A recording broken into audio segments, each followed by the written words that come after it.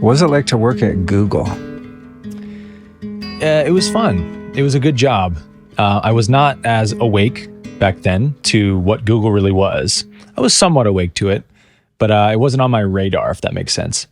I got a lot of great perks there. You get free food. I also wasn't aware of eating organic back then. So I think me now working there would hate it.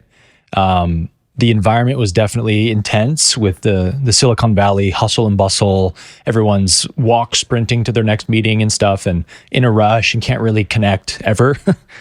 And that was always like my least favorite part of being there. But other than that, like I had great clients. It was a great job. I was a personal trainer and it was the best paying personal training job I'd ever had. I got to run the CrossFit program at Google for 4 years as well. So it was really fun. But when my time there was up, it was up. I wanted to get out, but it was where, ironically enough, my spiritual awakening happened at Google. Really? Yeah. I wish it happened for more people that work at I know, Google. right? I've thought about that many times. I haven't gone too far down the rabbit hole of Google and the tech platforms, but they're in the periphery of conspiracy land. There definitely seems to be murmurs of origins in DARPA and the CIA and things like that. Did you ever, I mean, I guess in your time since, as you kind of become more aware of that, did you see any connections that are more on the nefarious side? Well, so one thing that was apparent to me even back then, and this is when I was like 26, 27, 28,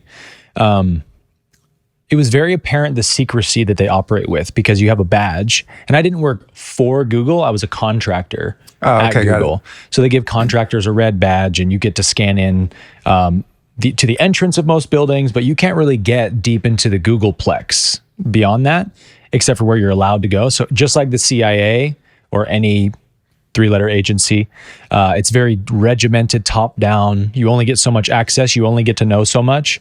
I would have many software engineer clients who were working on, drone delivery technology, self-driving cars and stuff. And they were like, we're like good buddies. We've been training for a couple of years, and like they would not whisper a word to me about what they were working on. They would just be like, it has to do with drone technology. Like, but what, like delivery or like, I can't say. Like, this is very CIA-ish. Like it felt weird. Why are we keeping everything such a secret? I get it. There's competitors and stuff. It's like, we all work at Google. I'm not going to go drive over to Apple and tell them what you guys are working on. So there was a bit of that as well. Yeah, I think my experience with them is mostly having to do with YouTube, and I'm constantly getting videos pulled. Same. And I had one the other day that was, I think it was a short, and I was talking about colloidal silver because I love this nasal spray and this, oral, topical. Great I'm supplement. Huge on, What's the brand of silver I like? Yeah, Silverbiotics. Okay, nice. And so I was like, yeah, dude, because I used to get sinus infections all the time, and I got on the nasal spray, and it works, antimicrobial, et cetera. So the punishment was for medical misinformation. So I went into Chat GPT and I was like, I'm just curious. Can you give me 10 studies, like legitimate PubMed, NIH studies, proving that silver is antimicrobial? 30 seconds later, it rates me a whole rebuttal with all the links. And so I put that in my appeal. Nice. To not for YouTube. And the next day is like, nope, you broke the rules. This is medical misinformation. I'm like, oh, you guys clearly don't trust the science. Yeah, I know, I'm right? giving you the science. So, I should know better than to try and fight back. Yeah. But at a certain point, you're like, wow, what can you even talk about? Is everyone just everyone's going to be relegated to Telegram and Rumble and all these kind of more fringe platforms? I have a show called The Great Awakening podcast with a buddy named Jeremy of mine. And the goal of the show is to discuss world events and the unfolding events happening around us from an enlightened perspective, from a positive perspective of how is this good for humanity in the long run? Like Joe Biden winning the election, right? A lot of people were like, this is the worst thing ever. And of course, it's been a disastrous 4 years in America, but like, look at all the good it's done, the awakening it's produced. Like people are significantly more awake than 4 years ago. So how can you say it was a bad thing, right? So we talk about these kind of things and we don't go anywhere near like really intense fringe conspiracies, none of that stuff. We just talk about awakening and consciousness. And we've had 2 episodes deleted without any warning or explanation. And we're like, hey, like, there's a lot of work for us to make these episodes, a lot of views. Like, can you tell us at least why you deleted it so we don't make that mistake again? And they were like, promoting violence. We were like, what? Complete non-answer, you know? It's like, we're literally talking about loving each other and forgiving each other. So what do you mean promoting violence? So it's really weird. But didn't you see how Google lost a big lawsuit recently at I think the federal level? Oh, really? Did you not see this? No. I don't know exactly what it's from, so I won't say, but it had something to do with, I think, the censorship stuff. And they declared that Google is a monopoly. And the judge ordered some kind of, you have to break up the monopoly in these ways. Apparently it was like a massive blow to Google. But it was good to see that, like, it's about time we hold some accountability to these megalithic corporations. So that was nice. Totally. I mean, it's irritating if you're a content creator, right? And like your intention and mine is to help people ultimately, right? Mm-hmm. And to share information. And so that's part of it. And if your livelihood is associated with the content, that's another part of it. But to me, it's just terrifying because if you look at history, the good guys are never doing the censoring, never, right? And it's the slippery slope that leads to totalitarian overreach. It's kind of the first thing is to silence dissent, and then from there it only gets worse, you know? Yeah. And I knew a few years ago when they deplatformed Alex Jones, whether or not people like Alex Jones or not, doesn't matter. I would have felt the same if they deplatformed Rachel Maddow or fucking Anderson Cooper. That used to be liberalism 101 was free speech. Yeah. You know? I was like, oh, he's just an easy target because he's easy to demonize, and it's the first domino. And it was true. Then all of a sudden, all these other people start getting deplatformed after him because no one's going to really, few people are going to stand up for him because he's so controversial. Right. But if they can knock him down, then it's like, wow, this is just kind of protocol now. And now we can delete someone for talking about freaking colloidal silver. Like that's going to hurt someone. Oh my goodness, right?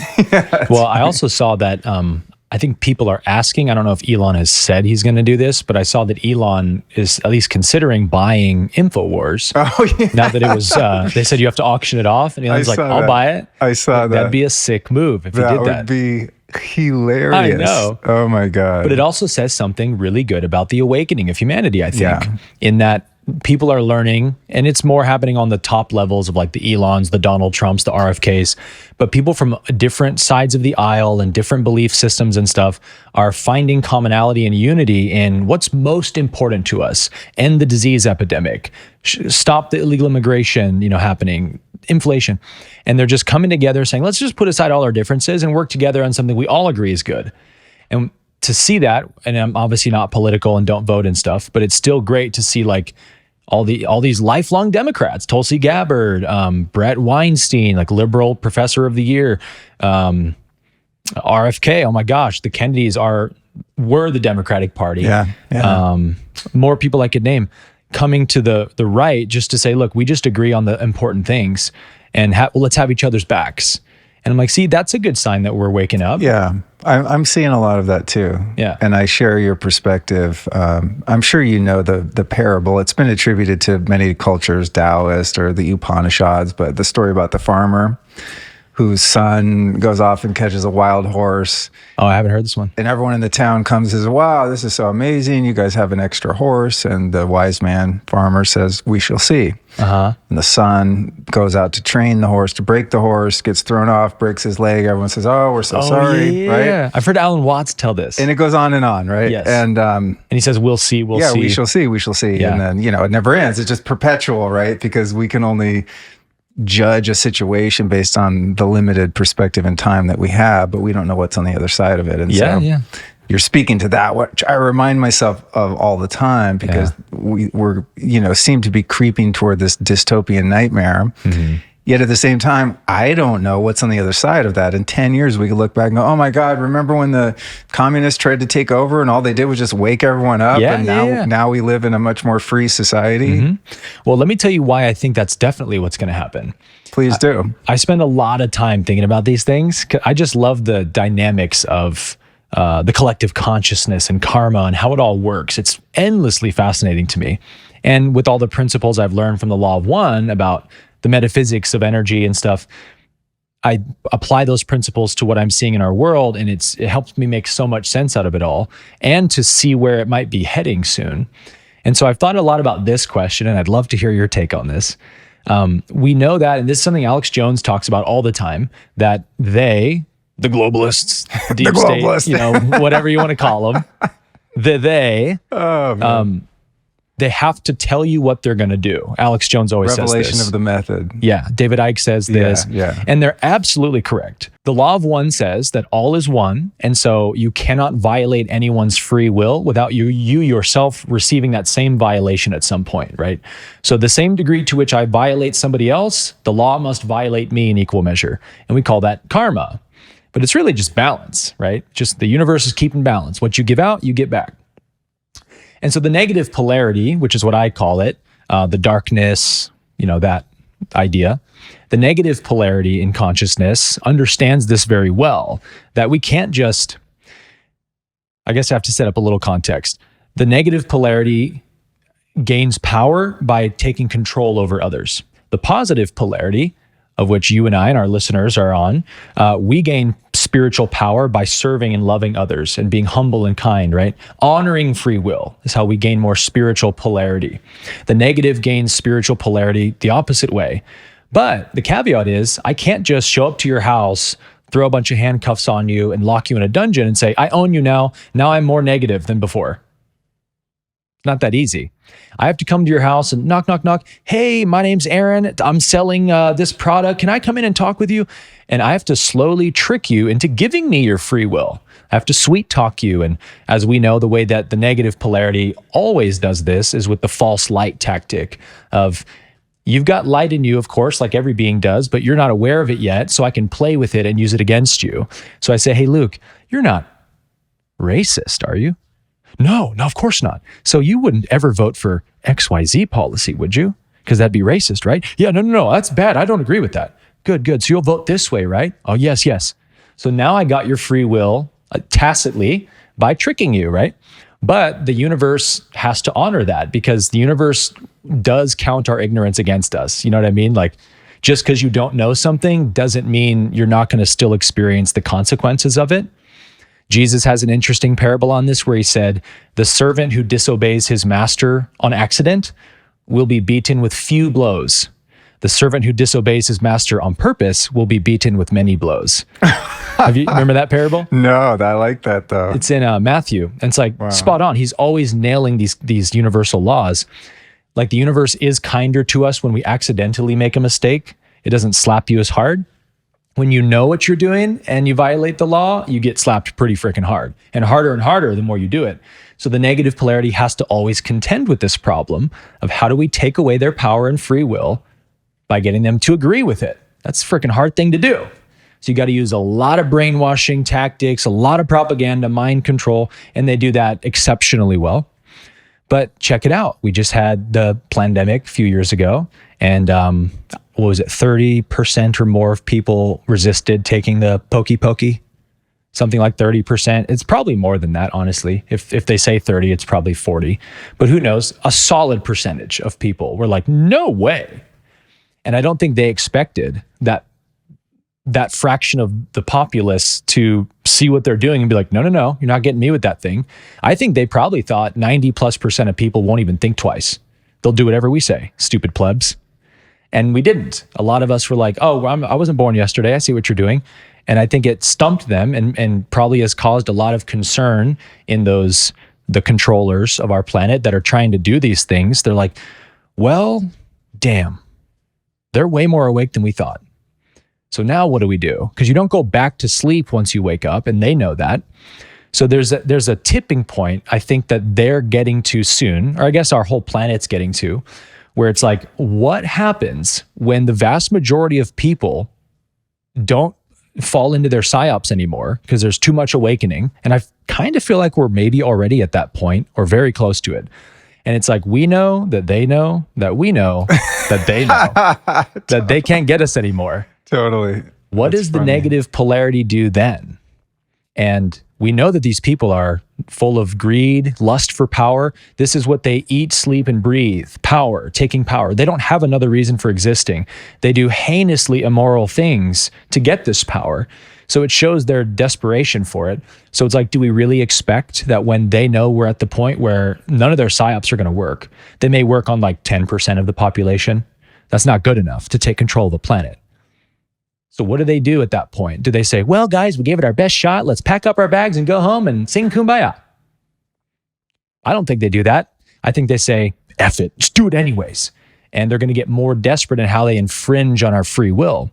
And so here's where the positive negative antithesis we just talked about really comes into play, is that it's like we kind of want them to violate our free will that way, because then the laws of the universe work on our behalf.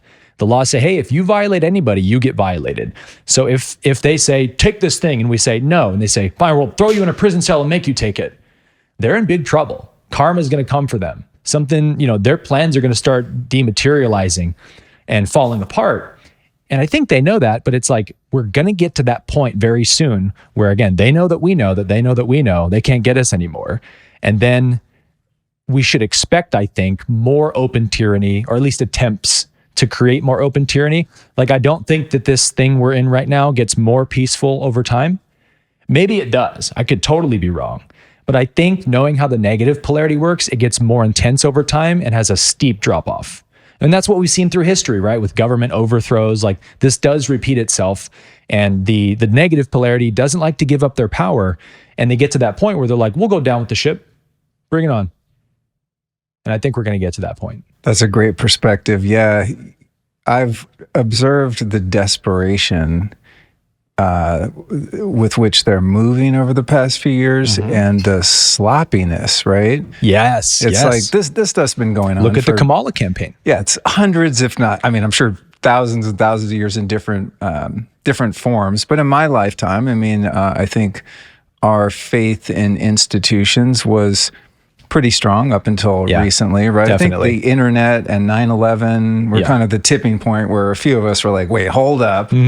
But they were so much more covert in their operations. Yeah. It was all like black ops behind the scenes, and the propaganda was so effective. Yeah. Pre-internet, and also pre-social media, and just, I can text you some information now, and it can change your whole worldview if you happen to, believe it or look into it.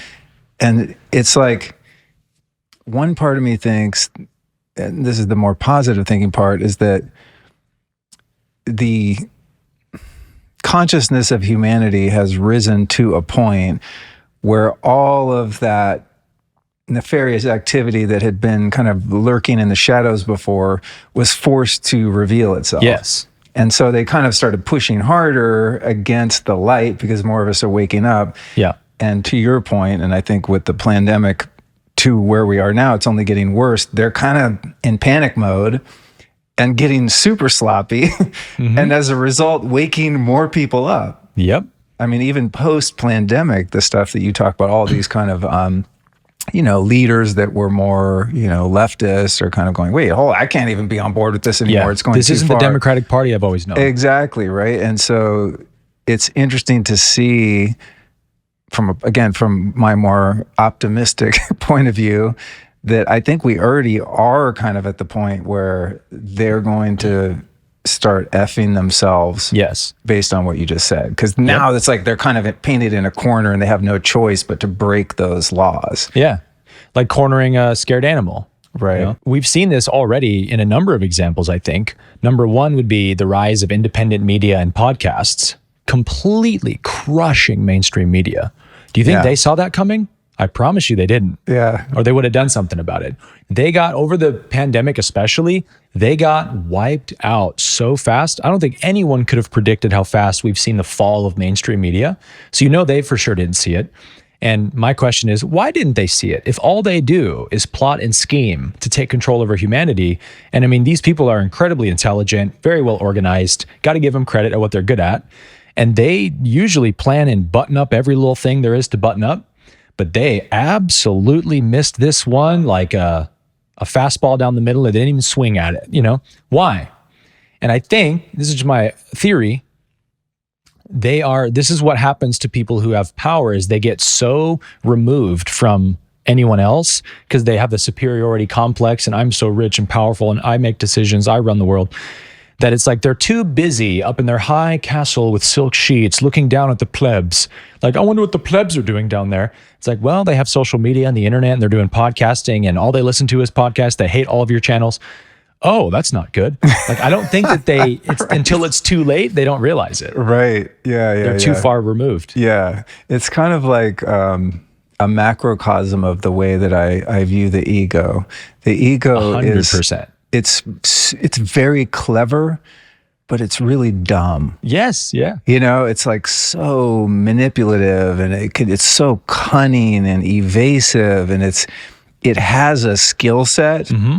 I mean, based on my own experience with the ego in my persona, but it also makes really dumb decisions, right? Mm-hmm. I mean, you look at pretty much anyone in prison, it's just the ego told them to do something, and they were like, oh, this is a great idea. Yeah, you know? Yeah. And they followed through with it, and there you are, prison for life or whatever, right? Just as an example, or divorce, or ruining your, your company, or getting fired. You know, any of the stupid shit humans do are usually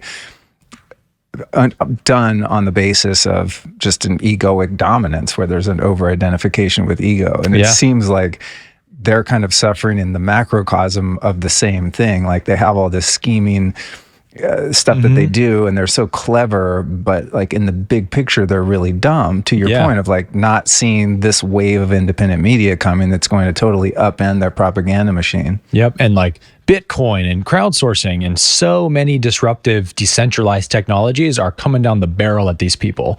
And they're trying AI, like they're trying to control it. It's like, how do you control AI? Like, you can't really control it. Like, you can sort of control part of it maybe, but like anyone who's smart can make a AI bot, or a organization of people can come together and make a new AI bot that's superior to yours or just as good. And I think just like we've seen with like YouTube versus Rumble, you know, censorship and non-censorship, we're going to see the same thing with AI. We're going to see, like, whether it's ChatGPT or Google's AI, where, you know, you're like, tell me something positive about Donald Trump. And it's like, I can't do that. Tell me something positive about Joe Biden, 5 paragraphs. It's like, okay, this is clearly a biased AI. It's not an authentic AI. Yeah. But somebody else is going to make one that is authentic and will tell you both sides, doesn't care. It's just an algorithm. And people are going to start using that one instead of Google's, you know, and we're going to see these bifurcations keep happening. And it is, to me, amazing, as to your point, that it works exactly like the ego. You crush ego's program in one area, it'll try to invent a new one. It'll pop up over here like whack-a-mole.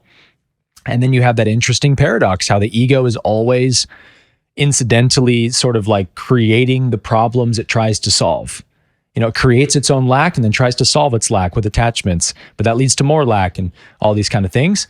And yeah, you see the controllers kind of doing similar things because they're driven by their egos, right? Yeah. I don't need to tell you that in today's world, stress is practically its own lifestyle. But thankfully, now there's a way to de-stress by getting more of the restorative sleep that takes the edge off of everything. Let me introduce to you SoulTech. SoulTech's an advanced, science-backed system designed to smooth out stress in a whole new way. The secret ingredient to SoulTech is deep delta sleep. That's where your body repairs, your hormones get balanced, and your nervous system gets a refresh. The SoulTech magnetic conditioner adapts in real time to deepen and prolong key sleep stages, including the crucial delta stage. And the better your delta sleep, the better you handle stress during your day. This thing's like having a sleep tech watching over you, but way more convenient. Since I started using my SoulTech every night about a year ago, my delta sleep has returned to levels I haven't seen in years, probably since I was in my 20s, although I wasn't tracking it then. So now, instead of feeling stressed out and off balance, I wake up relaxed, focused, and full of energy to flow with my day. So I highly recommend you check this out if you want to improve your sleep and your life. Here's what you do. Visit lukestorey.com/soultech, SOLTEC. And if you use the code Luke2024, you're going to get the best available discount on your SoulTech health system. And what's even cooler is that the SoulTech even has a nap setting, so you can use it to reboot your day and wake up to a clearer, more resilient version of yourself in the afternoon. So get over to lukestorey.com/soultech, and again, your code is Luke2024. that brings up something that was on my list here that I've heard you talk about, and I haven't heard many people talk about this, and it's been something that's been so helpful to me and saved me from so many mistakes, and that's this idea of the spiritual ego. And, speaking to where you're going with this is how it will sort of shapeshift and morph and just attach on to any identity you have. Yeah. Not the least of which being becoming holy. And I learned this, not that I'm, perfect at it. I'm sure mine gets the best of me at times when I'm, less aware of it. But I had a mentor in addiction recovery years ago, and he used that term. He said, man, you got to be careful as you get more years sober and you start to get more spiritual understanding and your gifts start to emerge. Your ego's riding shotgun and will very likely take hold and create a new identity around being someone who's spiritual. Yeah.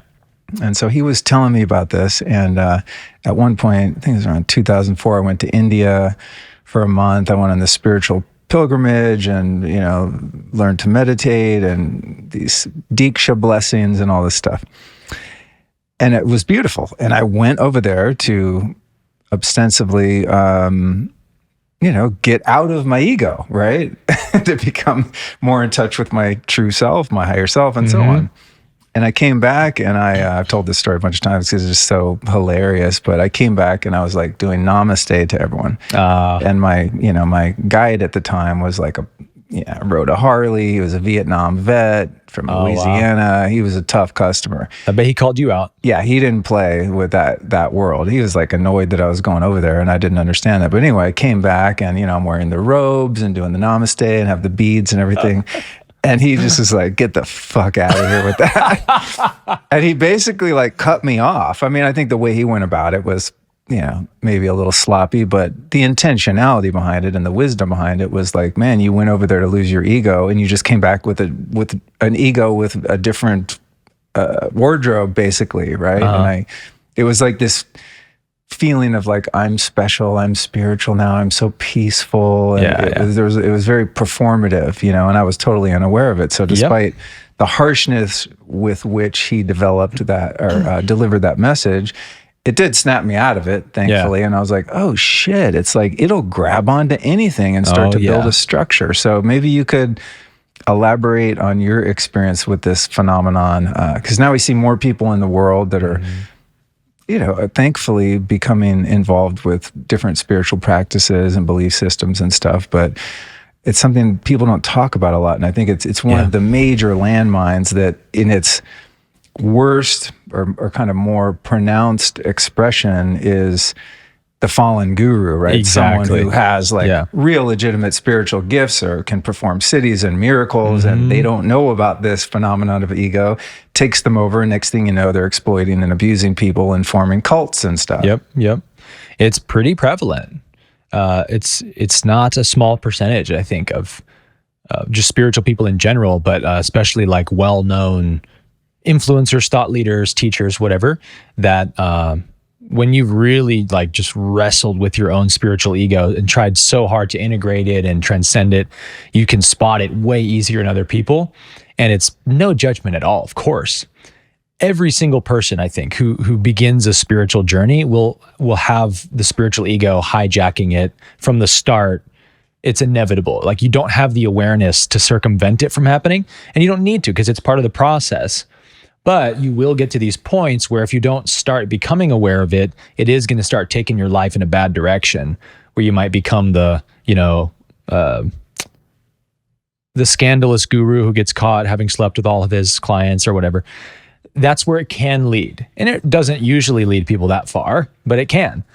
So for me, I thought for sure when I was 27 through 29, 30, I thought for sure like spiritual ego ain't got nothing on me. Like, I'm super humble. I don't play with that, stuff. I got too much awareness for that. And I lived with very solid confidence that my spiritual ego didn't have me very much for 4 or 5 years like that. And then right around 30, 31, just a new kind of, dimension of awareness started slowly formulating for me that allowed me to see, oh my gosh, I have a huge spiritual ego.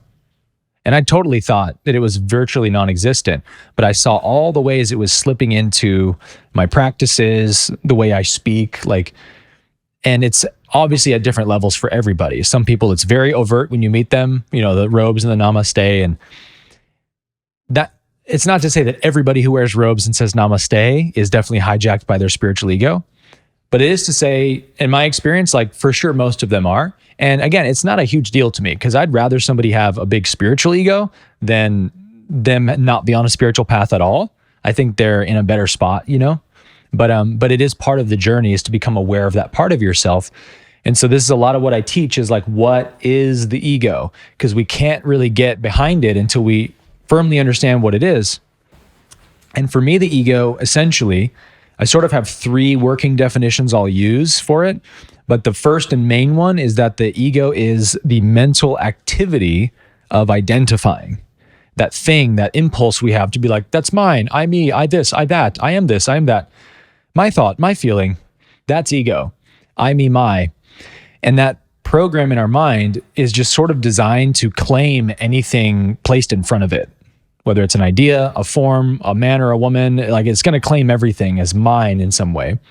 So when you start a spiritual journey, honestly, it's the same essential frequency that captures the radical left with the false light of, I'm so virtuous, I'm so spiritual, I'm so moral, I care so much more than other people. Therefore, I know that you're a bad person and that I care more than you. That is the spiritual ego. But I think it's being weaponized in the radical left of our culture in a very elementary way.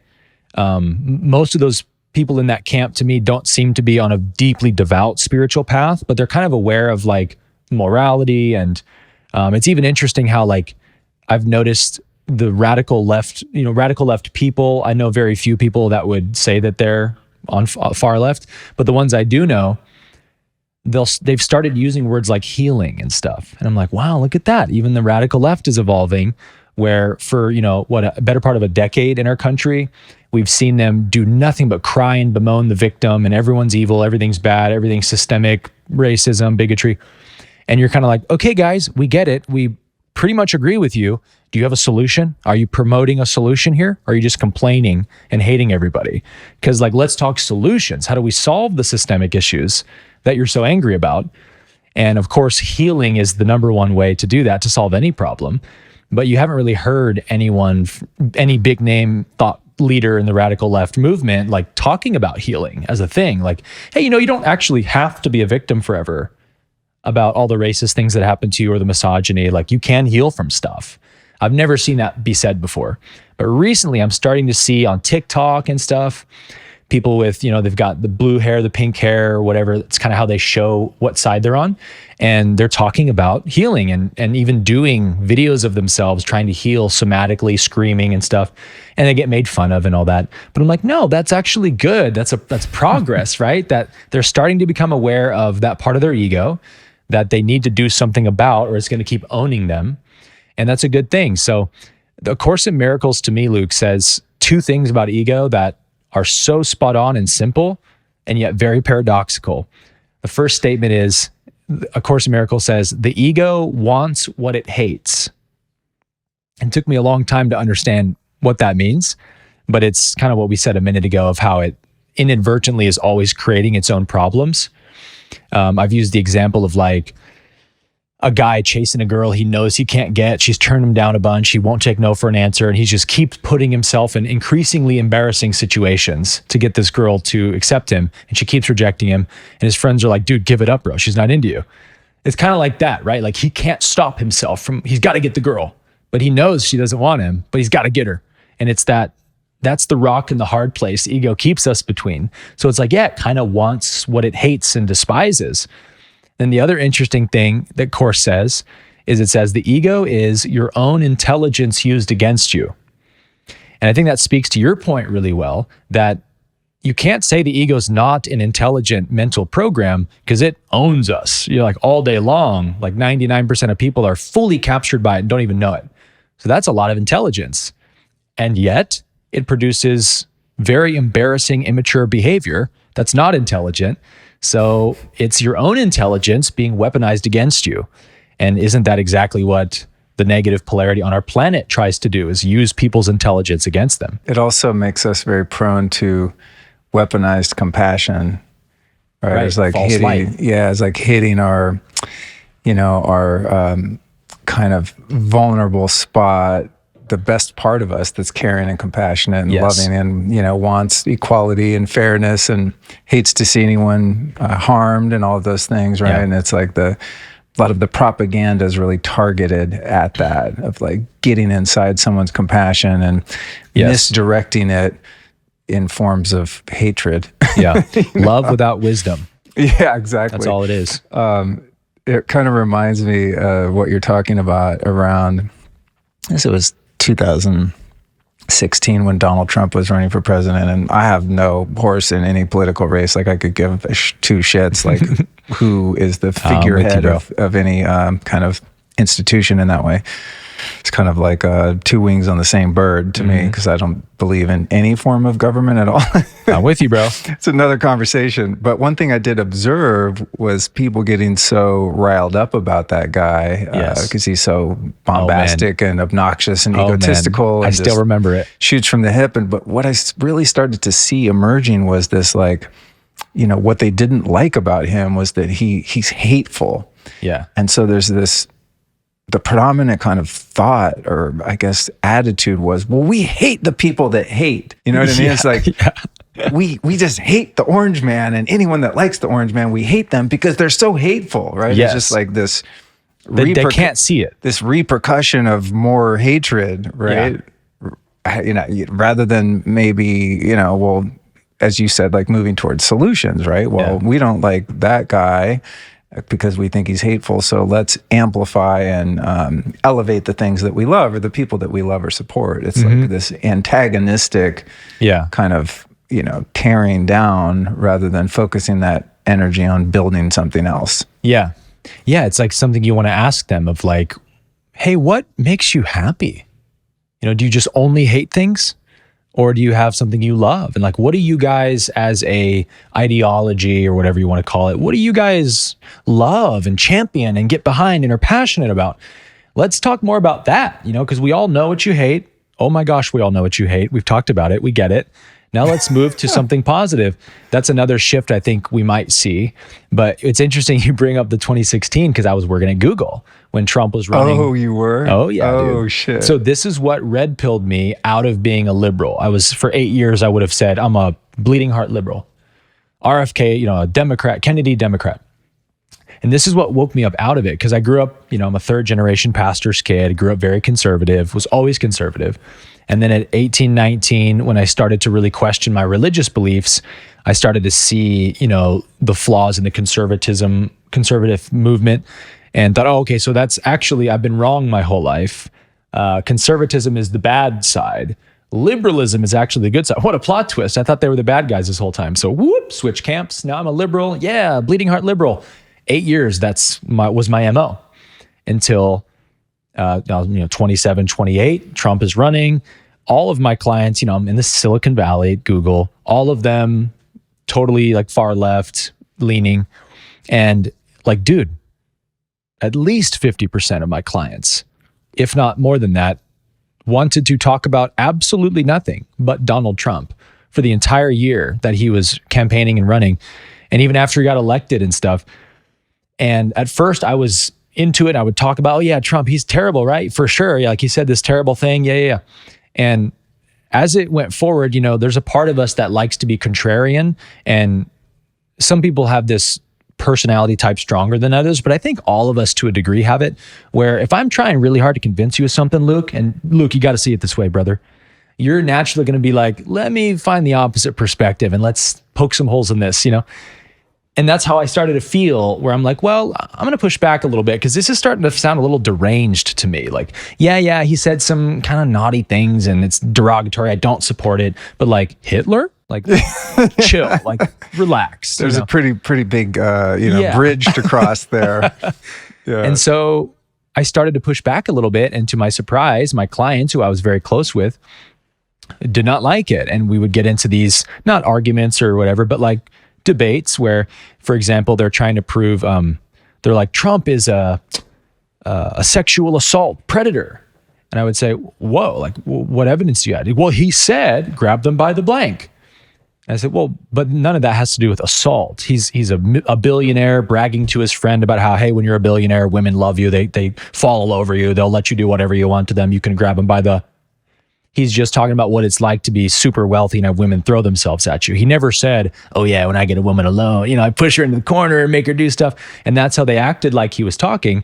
And I realized like, oh, you guys aren't really living in reality. You've just got this deranged hatred for this guy. And I saw, because the only thing on the TV screens at Google was CNN or MSNBC. Wow. And I'm watching everybody, myself included, my clients watching CNN as we're working out. And I started to realize like, oh, I'm like in a propaganda container. Like they keep it locked down here, like CNN everywhere, no other outlets. All the signs on the poster boards are about, woke stuff. And my clients are deranged about Trump, and I had to accept that. TDS. It's a real psychological phenomenon. Dude, I experienced it firsthand, and it absolutely is a legitimate mind virus. Created by the media. Absolutely created by the media. It's crazy. But you know what's funny about this, dude, is I had a buddy named Corey who was a little older than me who worked at Google, and we became friends at the gym. And then I needed a roommate. I'm living in the Bay Area. I'm a poor, broke personal trainer. I got to have a roommate. And so he's like, oh, I'm going to be moving too. Like maybe we get an apartment together. I'm like, oh, cool, man. And I didn't know about his political affiliation. And I'm still left leaning at this point. I'm 27, I think. And we get a room together, an apartment together, a 2-bedroom apartment. And now we're living together and having more conversations. And he starts to like talk to me about Trump and how Trump's not this evil guy that the media is painting him to be. And that all the people at Google who are like anti-Trump, they're all like sick in the head. Like the media has infected their minds. And I was like, no way. You expect me to believe that? I was kind of in that camp at first. But because I live with the guy, we're talking every night. And he slowly kind of red-pilled me on that whole TDS, the Trump derangement syndrome. And this was in 2016, dude. Like, before Trump was even what he is today. And so that was also a kind of awakening to realize that I was actually in a very much like a propaganda container and was oblivious to it until I started seeing the TDS. You can only talk about the same subject so much. And it's like Monday, Tuesday, Wednesday, Thursday, session 1, session 2. Everybody wants to talk about how much they hate Trump. And I'm a very obviously spiritual person, and I don't like to talk negatively about anybody, even the people that I know are like openly tyrants. I don't want to say negative things about them because that lowers my frequency. So it started to wear on me all this negativity. And then I was like, oh my gosh, I've been in this bubble world and didn't even know it. So there's a lot of awakenings that happen, I think, in our journey that show you like, look, awareness is infinite, and don't ever think for a moment that you've got all the awareness you need to have to be aware of everything you need to be aware of. That is the spiritual ego that tries to convince you of that. Beautiful. God, what a funny few years it's been, just thinking back since 2016 and all that's happened in the world. What a wild 4 years. It's funny, because it's like, I think the machine, one of the tactics it uses to exert control is it just creates chaos. Right? Oh, yes. It's like you just see, every day. You just like the ego. Yeah, exactly, right? It's just like, oh, one thing after another. It's like you can't even keep up. And it seems like a lot of it doesn't even really serve a purpose. It's just craziness, the changes you see in culture and geopolitically. Yeah. It's just like noise at a certain point just to get everyone riled up and kind of paying attention over there while the sleight of hand is doing something, that actually matters over here. Oh my gosh, man. But that's when it really started to become clear to me around that time. Yeah. I just remember seeing it. I don't know anything about politics. Especially that. I never voted in my life, still haven't. Oh, never? Yeah, I never watched the newspaper. I couldn't tell you who the president was. I knew nothing. I was just couldn't tell who the president was. Really, honestly. Just in my own It's a nice world. place to be. But when 2006 came out, there's a dude on TV who I, knew had been on a reality show and is some rich guy. And all I noticed was he was on TV talking to the news cameras going, you guys are fake news. Fake news. And I was like, I don't know anything really that's happening here, but I like that a lot. Yeah, that's because it. by that time I knew about, just the fraudulent nature of the mainstream media. That is the Trump effect. I've been following alternative media for so long. I might be in a gym somewhere and CNN's on. I'm just like, whoa, dude, people still believe this stuff? Yeah, it's wild. So when he came out and was doing that, I was like, whatever that part is a net positive, Oh, yes. You just described the Trump effect. This is what I think all my big Trump supporting friends, what they would try to articulate to somebody if they were asked to what's with Trump, man? Like, why do you think he's the hero? They'd probably say he's not the hero, but when you look at American politics and the way it's been pretty much since the beginning, especially since TV, we are inundated with these fake plastic puppet politician talking heads who get in front of a news camera room and they're giving a press conference or whatever. And they're literally just Biden will just read off a note card. He's he's shameless about it. He's blah, blah, blah, blah, and reading what somebody else wrote.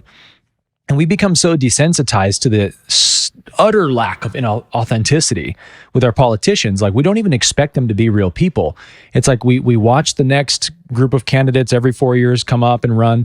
And it's we always know that they're not really being who they are, that they're presenting an image and they're scripted and rehearsed and planned. And it's all fake. And we're just so used to it. We're okay, which fake guy will I vote for this time? And America's fallen asleep to the inauthenticity that we've been bombarded with in politics. And so when you're used to people reading off a teleprompter, you're well, this is the best we'll get. And then Trump gets up, he's fake news, I'm going to throw you in jail. Everyone's yeah, somebody who's real. Right. And then his critics are but he said a bad thing 10 years ago. And everyone else is don't care. You guys are fake and lie to us. And that's it. It's not more complicated than that. He was just the first kind of real outsider who got in and shook up the machine and changed the game a bit. And he was that big wrench in the gears for them that I don't think they expected either. And still probably can't believe they haven't gotten rid of this guy yet. So for all the criticism you can give of Trump, and I give him a lot of criticisms because I don't agree with everything he does or says. Too. Operation Warp Speed. Warp Speed. We could go on and on, dude. Yeah, there's a lot of big fumbles. But it's what did we get with Bush? What did we get with Obama? Nothing but fumbles for 4 years and no intention of actually carrying the ball to the goal. Endless wars too. Endless proxy wars. Yeah. And so Trump, no new wars in 4 years, called out the fake news media. You could rattle off a ton of huge net positives that Trump brings to the game. And so even if people listening are no, I'm a huge critic of Trump, I'll never accept him as being a good for humanity, that's fine. But you can at least appreciate, can't you, the way he's shaken up the machine. And if I think most people would agree that that's a very good thing because nobody likes the machine we live with. So these are the necessary things that have to happen for consciousness to evolve. Surely none of us expect we can go from Obama and Bush and these Dick Cheney, my goodness, actual villains running the country. Yeah, genocidal maniacs who have a higher body count than any 10 serial killers combined are running our country. And we expect that we're just going to get a light the Dalai Lama. Yes, exactly. It's no. We're going to get a slight improvement on that, and then a slight improvement on that, and in 100 years, maybe we get a genuine spiritually embodied person. Yeah. Although the Dalai Lama did some weird stuff a couple years ago, but as they say, I don't know what happened with all that. Or the Pope. Well, not him either. Eckhart Tolle. I don't know. There you go. A holy person. Yeah. Someone who's actually awake and truly compassionate and real. The way I look at politicians now, after all these years, is they're literally just mob bosses. These analogy. are mafia families, right? And so we go left, right, Democrat, Republican. For the most part, different tiers of power and influence, but all still kind of part of the same crime syndicate. Yeah, crew. And the only difference between a John Gotti and a Bill Clinton is literally just one's a really good actor and one's not. Yeah. And one is kind of ordained by the system and one's working outside of the system. Right. But that's really how I look at these people. I mean, they're just criminals. They're straight up. Oh my gosh. I mean, who's more of a criminal than them? A genuine question. there's not even a close second. When you really think about all of the harm that they cause people with their policies and, executive orders and decisions, like the wars they get people into. I mean, under the Biden administration, we've started Russia, Ukraine, Israel, Palestine. I think $400 billion they've spent on war in the last 4 years.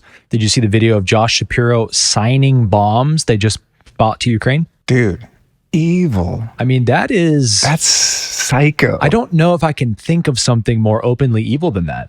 Other than like, let's have a child sacrifice on TV, which would never happen. That's about as evil as they'll ever show their hand. And it staggers the mind a bit to think that they are doing this in the open, as if they think the population won't find a problem with this, or at least not enough of them will. And again, that's something they're wrong about and out of touch with. Same with, I think it was Hillary recently was on a news piece saying people that engage in propaganda, which was the exact term she used, we should think about charging them civilly and even criminally to prevent them engaging from propaganda. So she's, in so few words, saying if somebody is involved in information that we say is propaganda, they should go to prison for it. And it's like, she just said that on the news. That means she said the quiet part out loud. Yeah, like she thinks people will hear that and not find that it means troubling. You and I right now, after this conversation, right? Here comes the SWAT team. I mean, we would qualify because we're being critical of the system as a whole and naming some individuals within that system that we feel are participating in criminal activity and just overall evil. And who decides what propaganda is? You have to give the decision-making powers to somebody. And that's why under the law of one, and as is with common law, it's very simple, right? It's just really one law, which is why it's called the law of one, which is the law of do no harm. Don't harm other people, and you can do whatever you want. It's a free will universe, but you just can't cause harm to people. And if you do cause harm, you just make remedy. And I mean, that's literally what Jesus taught, like word for word, the gospel of Jesus. The whole Torah, all of the law and prophets are summarized in this one single commandment: love God with all your heart and love your neighbor as yourself. And the reason he says the second commandment is like the first one is because the only way you can actually show that you love God with all your heart is to love people, right? Because God is in everybody. So you can't say you love God and be evil or rude to people. So it's really just the commandment of love your neighbor, don't cause harm to anybody. And other than that, everyone should have the free will to do whatever they want. And so when you have a Congress that's passing 30,000 laws a year, you see it's so obvious what the tactic is to slowly erode the ability for us to even utilize our free will. Because all these new statutes and codes and bylaws, that it's just more restrictions. And in one of my favorite books, The Essene Gospel of Peace, which I think you've read. No, I haven't. You haven't? Okay. But we're gonna get into it. You would love it, dude. You're going to love it. Jesus says a really profound statement. He says, the closer to God a law is, the fewer there are. Oh. The farther a law is from God, the more there are. Oh, I love that. And I'm like, that's our Congress. Like, how far have we fallen from God's law that we need 30,000 new laws a year? It's like, when do we just admit our Congress has been weaponized by land pirates, by mafias, by criminal enterprises, and we've got to take it back? How much longer are Americans going to just pretend with this almost kind of like Stockholm syndrome thing of like, everything's fine, our Congress isn't that bad? It's like, it's completely gone. We have to we have to wipe the whole slate clean if we're going to fix this. It isn't salvageable from where it's at anymore. And nobody wants that to be true. Nobody wants to admit that, I don't know if you want to call them Marxists, communists, tyrants, whatever, tyrannical human beings with vast sums of wealth and power who have very bad intentions for the average person are in full control of most world governments and corporations, at the very top of the ladder.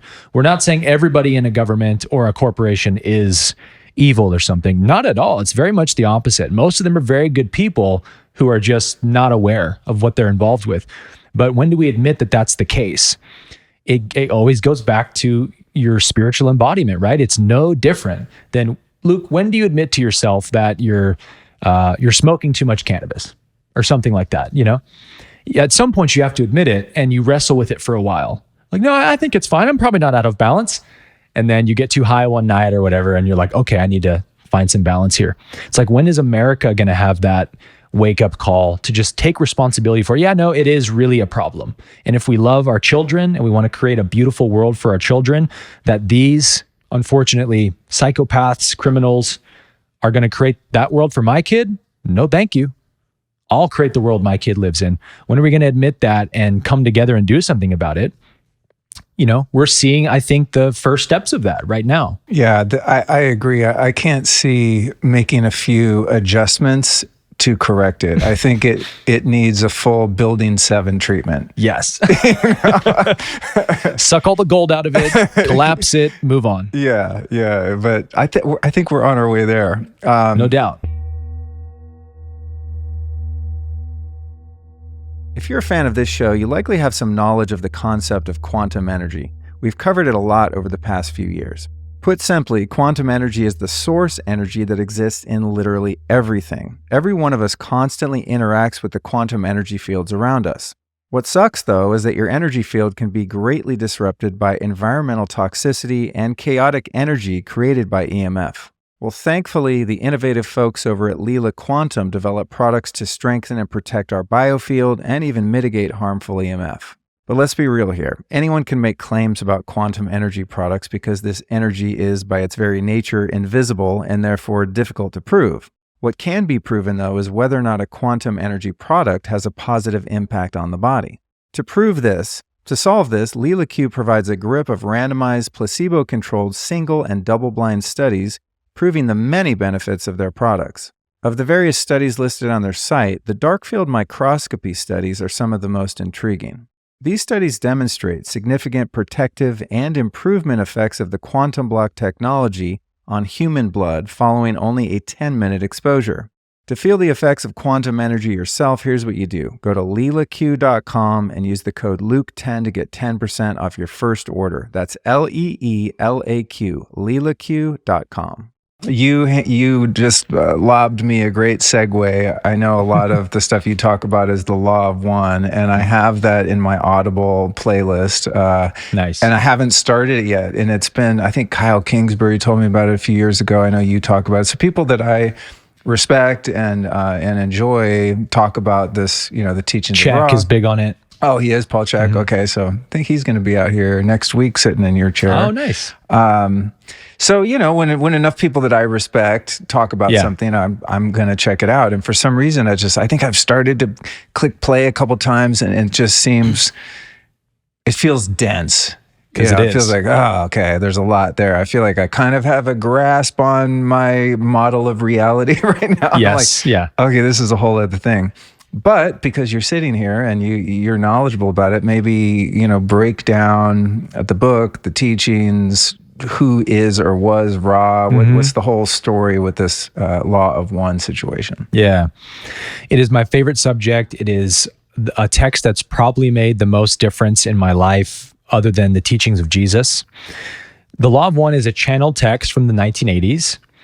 It was a group of extraterrestrial researchers who were trying to figure out what this whole UFO phenomenon's about.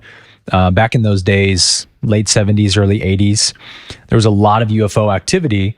And there's a guy named Don Elkins who was a engineer, professor of either physics or chemistry, very intelligent person.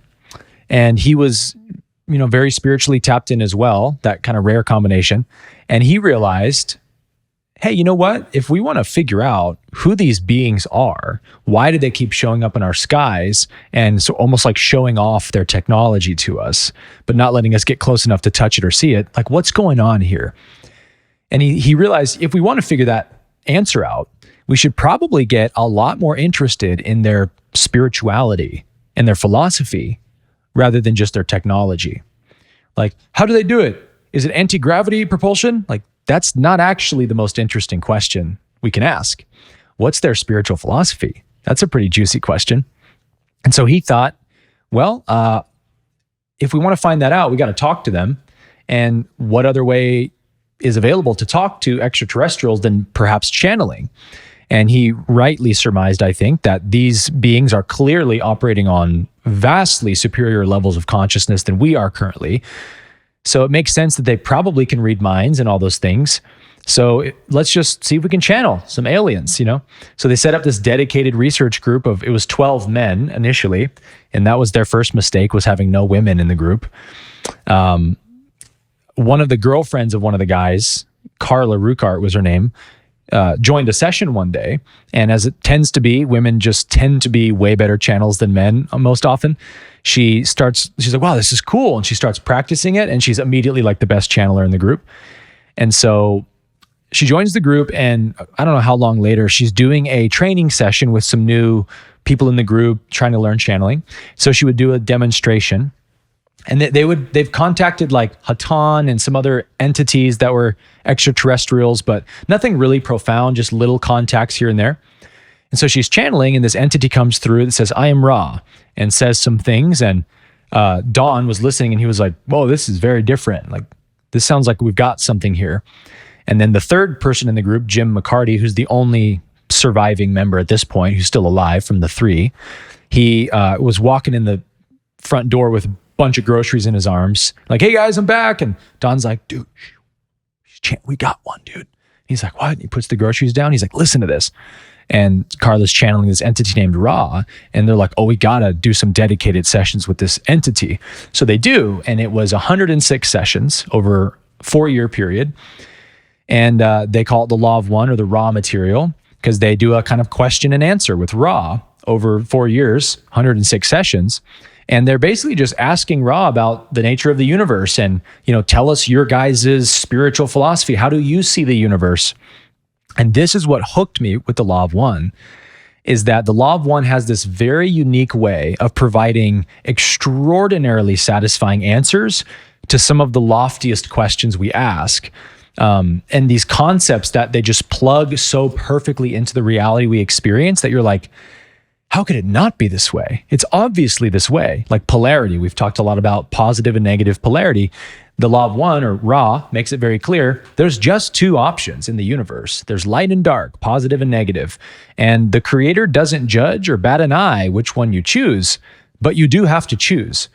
And maybe one of the most interesting concepts they give that's helpful to us is that they explain this earth plane we're on and how we get out of here, so to speak, how we graduate. And they say, you're in the third density of consciousness. They say there are 7 densities, which correlate to our 7 energy centers. So every chakra is like one of the densities in miniature, sort of. So the densities are actually like the chakras of the universe, if you think about it that way. And they say you're in the third density, correlating to the third chakra. You and I know that's the ego chakra, right? When the third one's online, that's full ego consciousness. And so they say the goal of a human lifetime is essentially to move the nexus of consciousness out of the solar plexus and up into the heart chakra, and to activate the green ray energy center, they call it, and live from that center. And once you prove to the universe you can live from the heart, the universe says, this one's ready to graduate to the next level. And in your next lifetime incarnation, you don't have to come back to Earth. You can go to a 4th density planet. Yes. Yeah. Yeah. So this is what I teach in 4D University, is how do we graduate from 3rd density to make sure that this is my last lifetime, at least optionally, as a human. You can always choose to come back here as a wanderer to be of service and things. But if you don't want to, you don't have to. And that's what I think all of us would at least like, that choice. Like, maybe I'll come back, but I'd like to have the choice not to as well, right? So they explain all this, and I'm reading this text in 2017, just being like, oh my gosh, this is the most remarkable spiritual material I've ever come across. And it just makes so much sense out of all these questions. And there was just like very little content on YouTube about it. And I'm just getting most of what I'm learning from reading the book, and very few helpful videos on YouTube. And I had just started a channel. So I thought, why not me? I'll make some videos and maybe it'll help somebody. And I really thought, I thought it was going to be way beyond most people, of like, oh, this is kooky woo-woo stuff. This is too much for me. And so I just made a video on the 7 densities of consciousness, and it just goes nuclear on YouTube. And everyone's like, oh my God, this is the best thing I've ever seen. Give me more, give me more. And I'm like, whoa, the world resonates the way I resonated with this. But the barrier to the law of one is what you said. It's very, very dense. And Ra uses very kind of scientific terminology. It's really a beautiful weaving of science and mysticism together.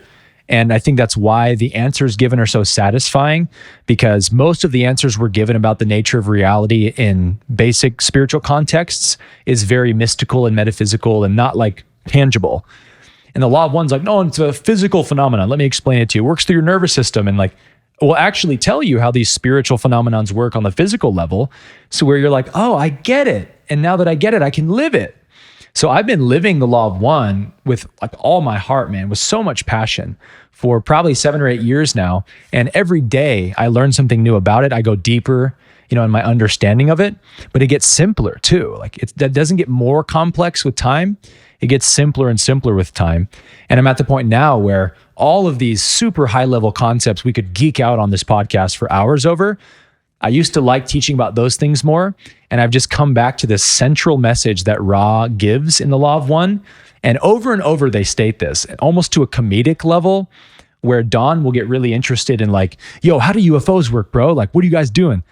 And they're like, we use anti-gravity technology, but let us not forget that the purpose of the law of one is to balance the lower 3 energy centers. And they'll just like insert it into a question that had nothing to do with what they asked. Right. Because they're like, we're not here to razzle dazzle you with knowledge. Like you would expect a truly ascended being would do. They're like, we're not here to just impress you with knowledge. We're here to deliver you the most important thing you need to know, which is heal your lower 3 energy centers so you can activate the 4th center and graduate to the 4th density. And that is, they say, the purpose of a human lifetime. And it begins with this choosing of polarity. They say this earth plane, 3rd density, and this is true, by the way, for all 3rd density planets in the whole universe. Anywhere there are beings in 3rd density, they're doing the same thing we're doing in their own unique way on their planet. They're trying to choose, which polarity does my soul want? Do I want to continue the next billions of years of evolution on the negative polarity or the positive polarity? And again, the universe doesn't care, but you don't get out of 3rd density until you make the choice. And so you say, well, Aaron, how do we make the choice for the positive polarity? And I say, activate the heart chakra by balancing the lower 3 energy centers. And Ra says, when you activate the heart center at least 51% or greater, to me, that means, can you actually live from your heart, from love, from forgiveness and kindness, at least 51% of your life? That's kind of the litmus test, apparently, that the universe is looking at to see, are you ready to graduate?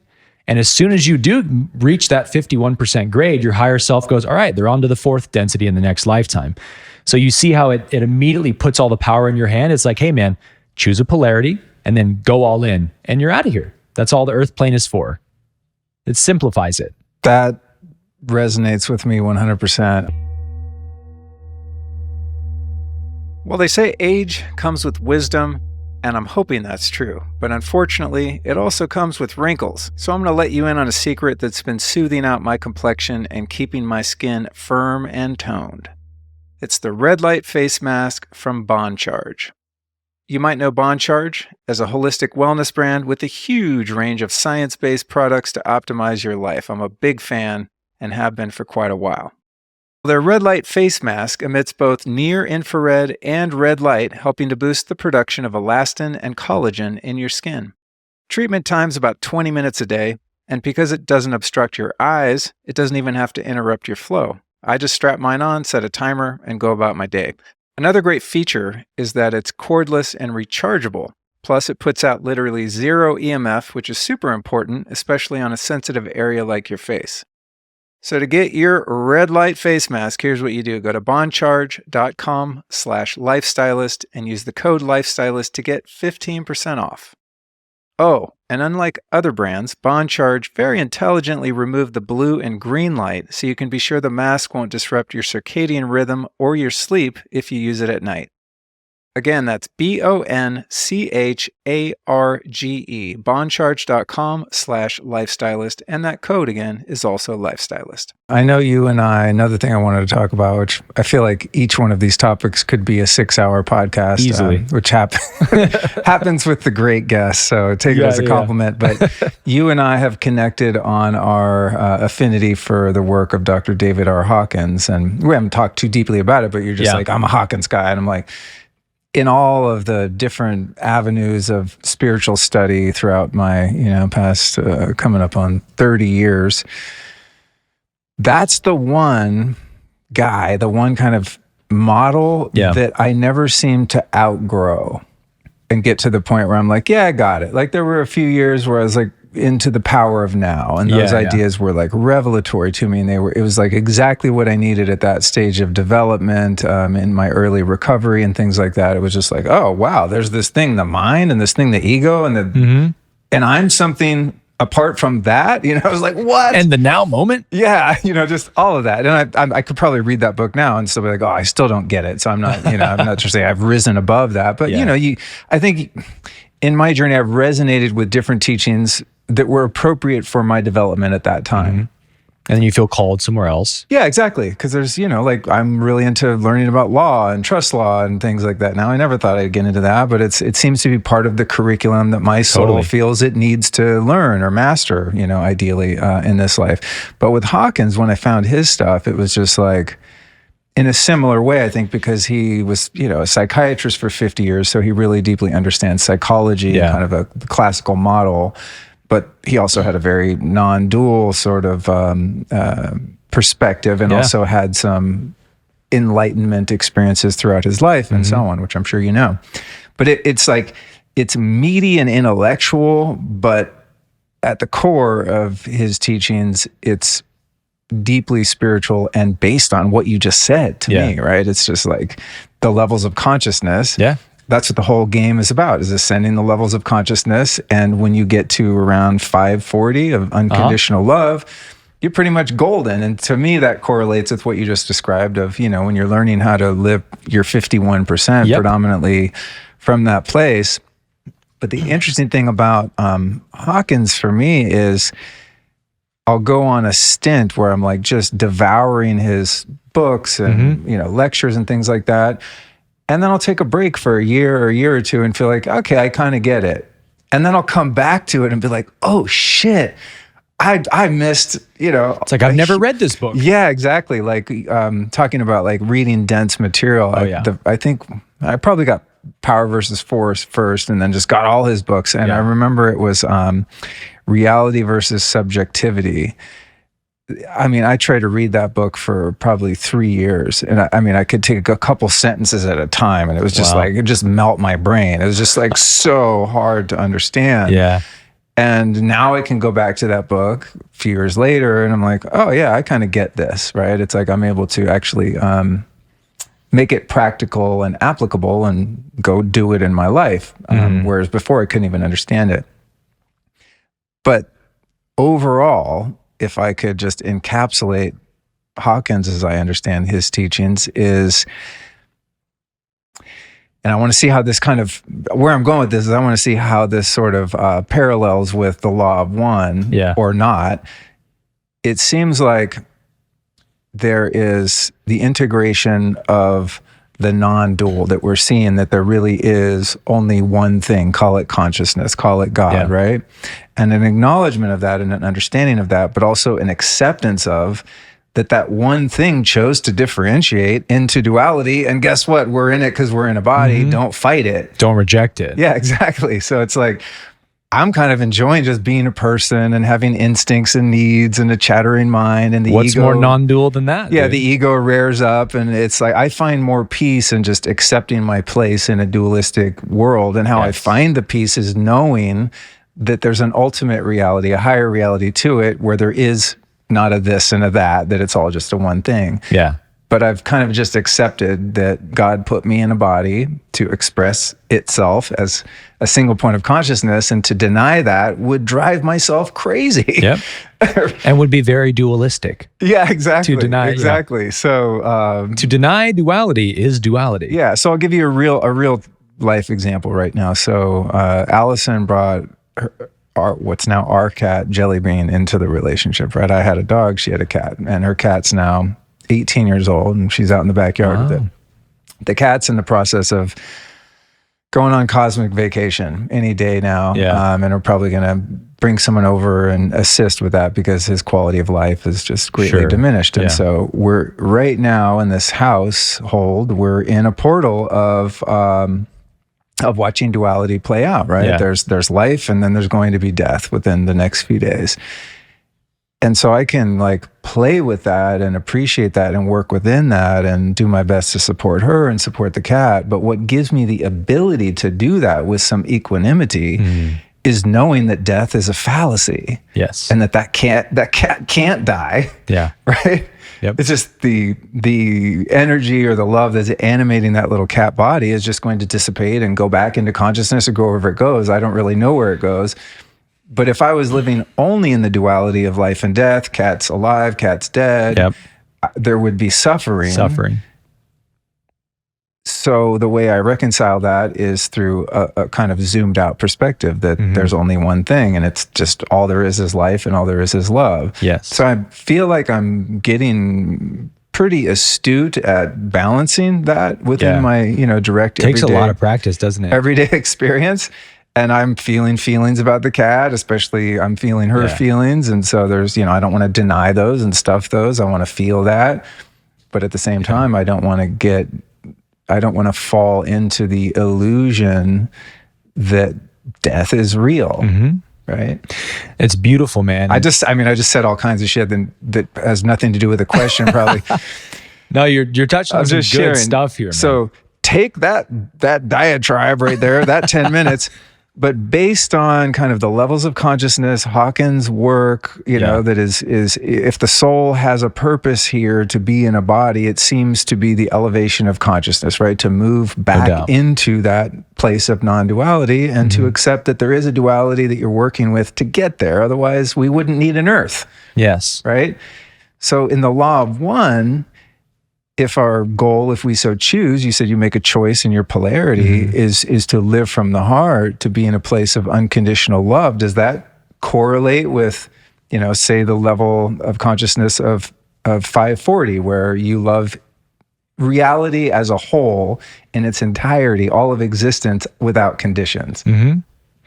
I've actually used the Hawkins scale to map onto the law of one densities in multiple ways.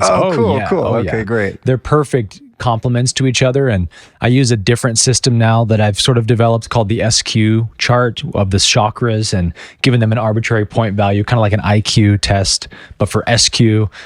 But the consciousness model from Hawkins is really valuable in the way he has the color coordination of all the levels, and you see like what each chakra also represents.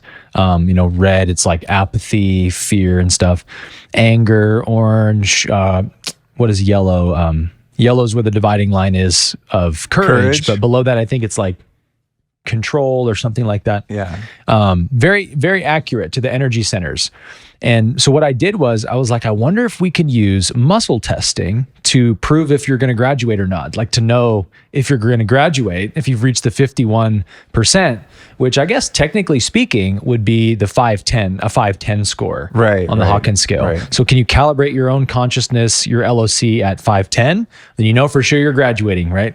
And I wanted to give this to my audience as like a tool. And I know you mentioned you kind of wanted to talk about muscle testing a little bit.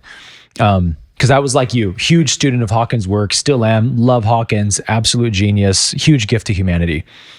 And I studied his work really vigorously for a number of years and got obsessed with muscle testing and wanted to find out all the best ways of how I can use this technology, what a breakthrough. But for me, I started finding holes in it that I couldn't explain. And I'll say this about muscle testing, it's definitely 100% in my experience, valid with like subconscious testing and finding people's limiting beliefs. You've all probably seen the videos of that where like someone on stage is like making people say things until they find that statement that they believe, and then it gets strong. That's the best, I think, way to use muscle testing probably.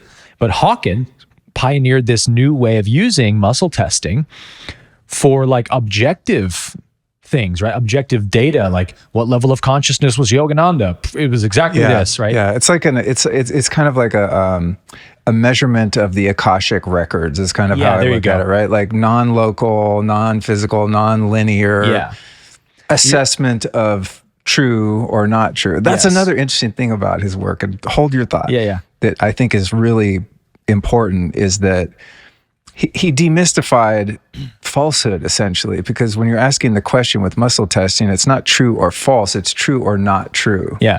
Right? Like falsity isn't a second thing. Right. Like if you have a dark room, it's not dark, it's just absence of light. Yeah. And that's kind of when I was talking about the cat's death. I mean, that's my experience of death and feeling of death is that it's life or not life, right? Yes. There isn't like actually a reality of death itself.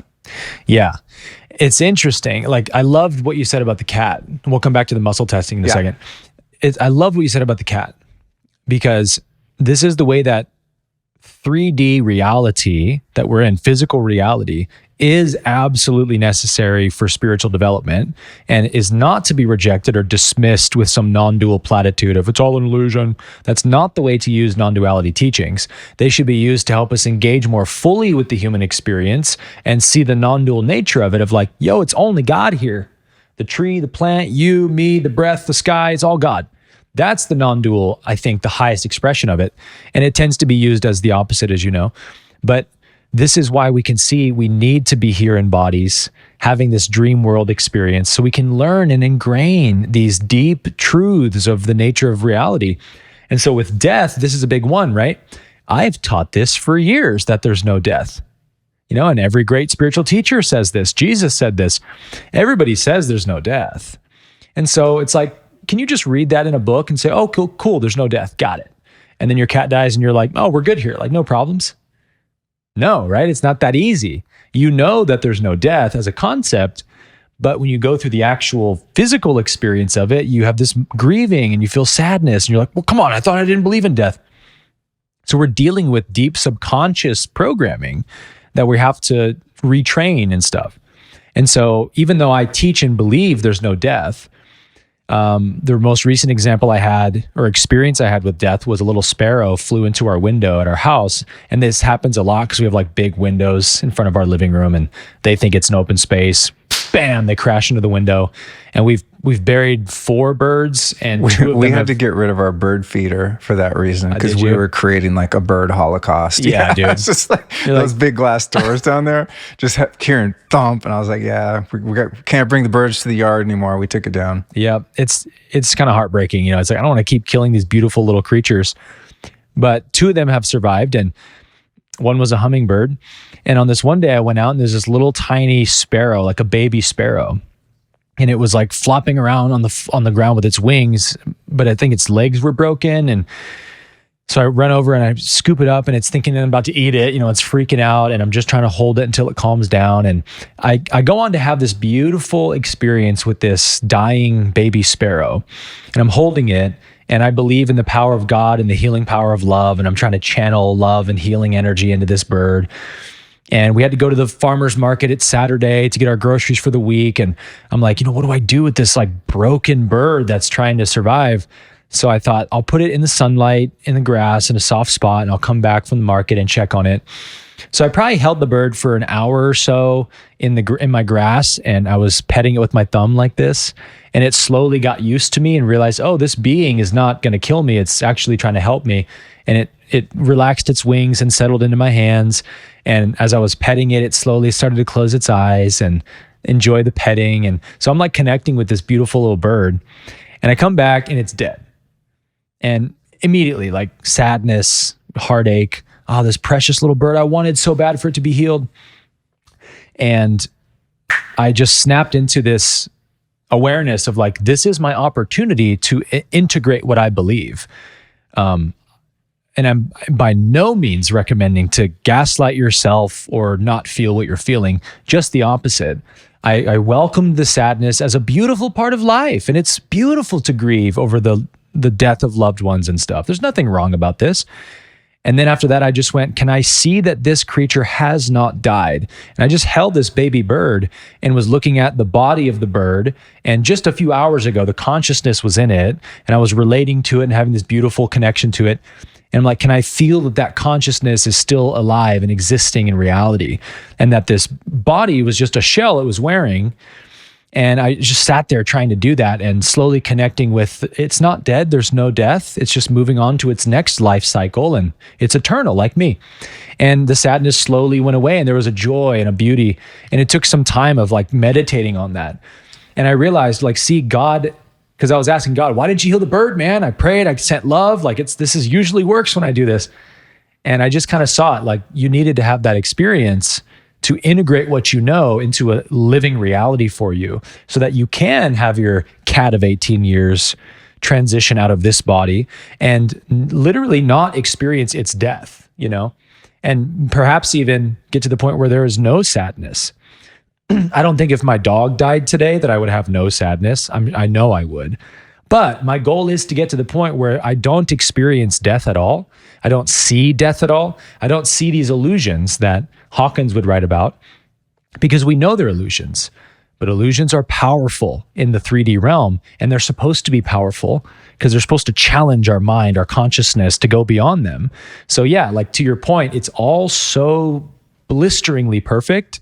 I can't imagine a more perfect universe than the one we live in, because it's so challenging and it's so nuanced and complex, and yet also so simple at the same time.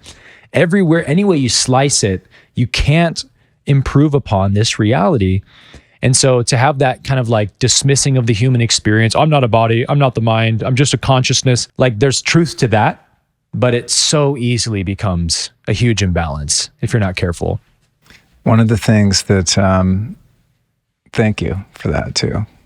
For a minute, I thought you were going to say, and then the bird came back to life. I've done that with many bugs. I was like, we're going to do more podcasts. Okay, right away. We got to talk about this.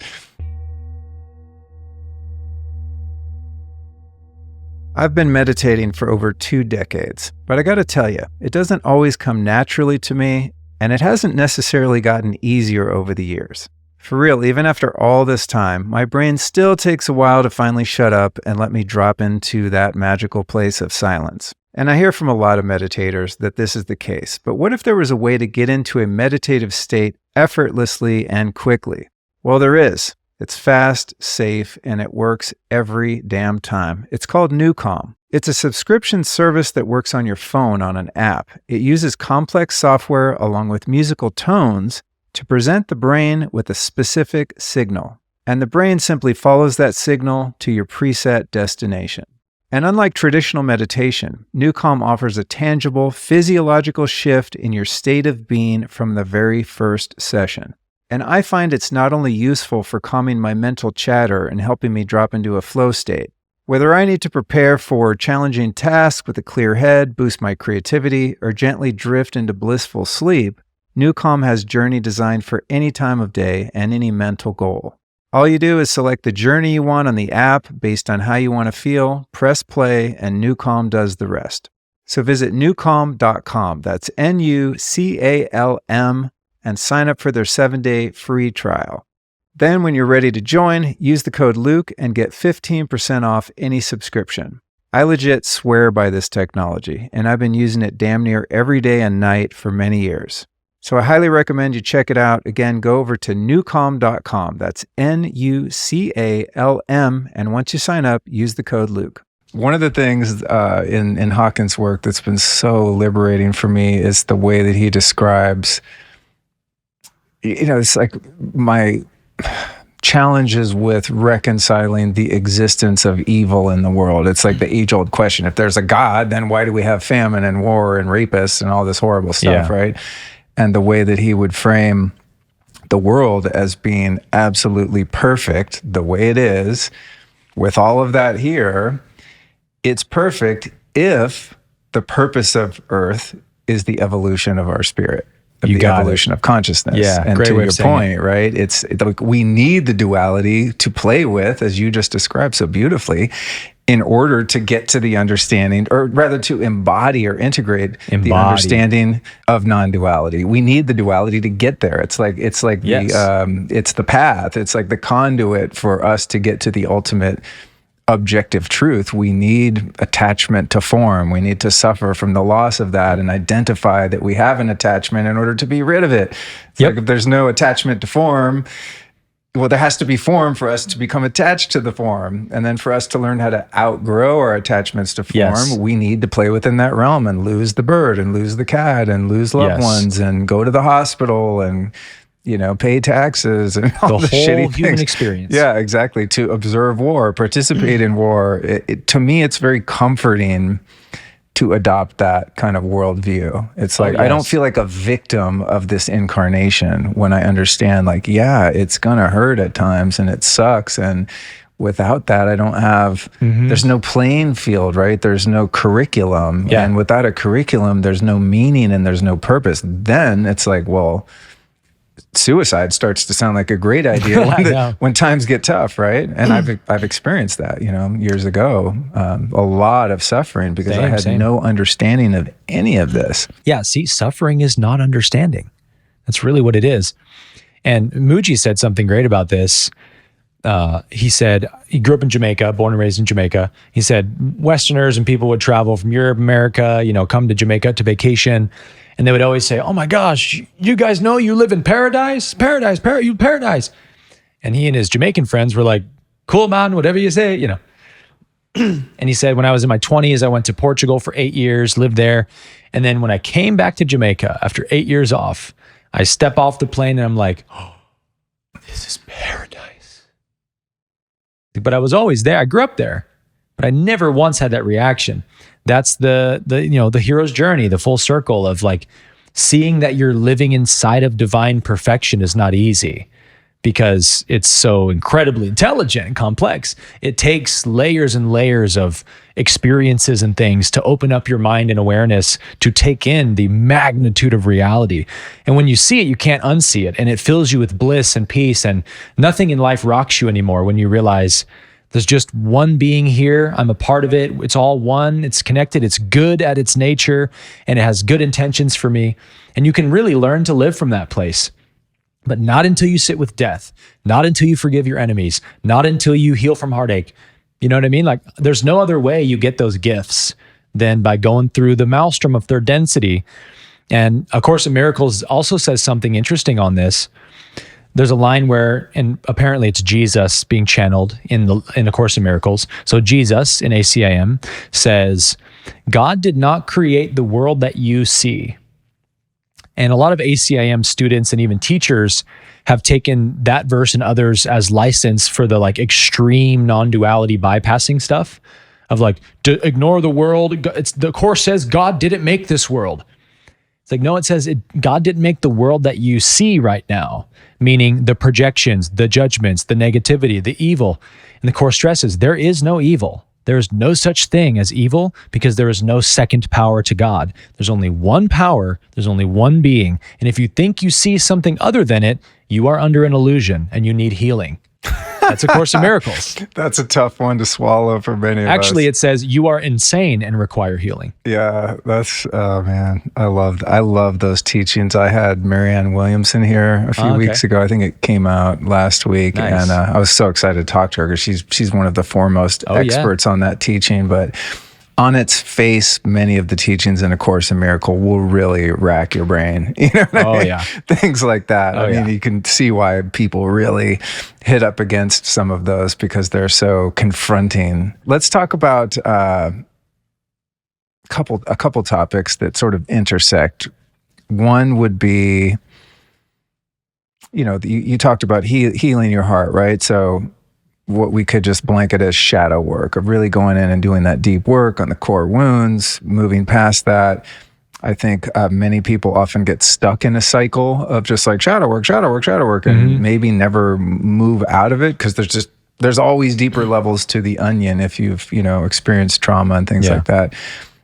And then there's kind of the other side of polarity, which is the spiritual bypassing, which is like love and light, everything's fine, it's all non-dual. Yep. But there's this other kind of, I don't know. The middle way. There's the middle way, but there's also another thing I've observed kind of in the spiritual bypassing realm, which is something, I don't know, I would best describe it as like new age bypassing. It's not even it's all love and light. It's like UFOs, channeling, Atlantean shit. There's like kind of the Gaia world in its most extreme. And I see a lot of people kind of getting lost in that. Maybe I guess it's maybe like the extremist version of spiritual bypassing, where it kind of gets into fantasy. It's like the world of fantasy, kind of like how kids, get caught up in fantasy of their invisible friends and all of that, and lose touch with like, hey, it's time to brush your teeth. Right. So what's your perspective on shadow work, spiritual bypassing, the extremity of that, where that can go in terms of us getting diverted from the path that's actually going to help us? It's so easy to get drawn into those subjects because a lot of them are super interesting, and Atlantis and Anunnaki, and I get asked so many questions like, what are your opinions on the Anunnaki's first or second visitation to Earth 500,000 years ago? I need to know what you believe, Aaron. And I laugh because I'm like, you really care what I think about that?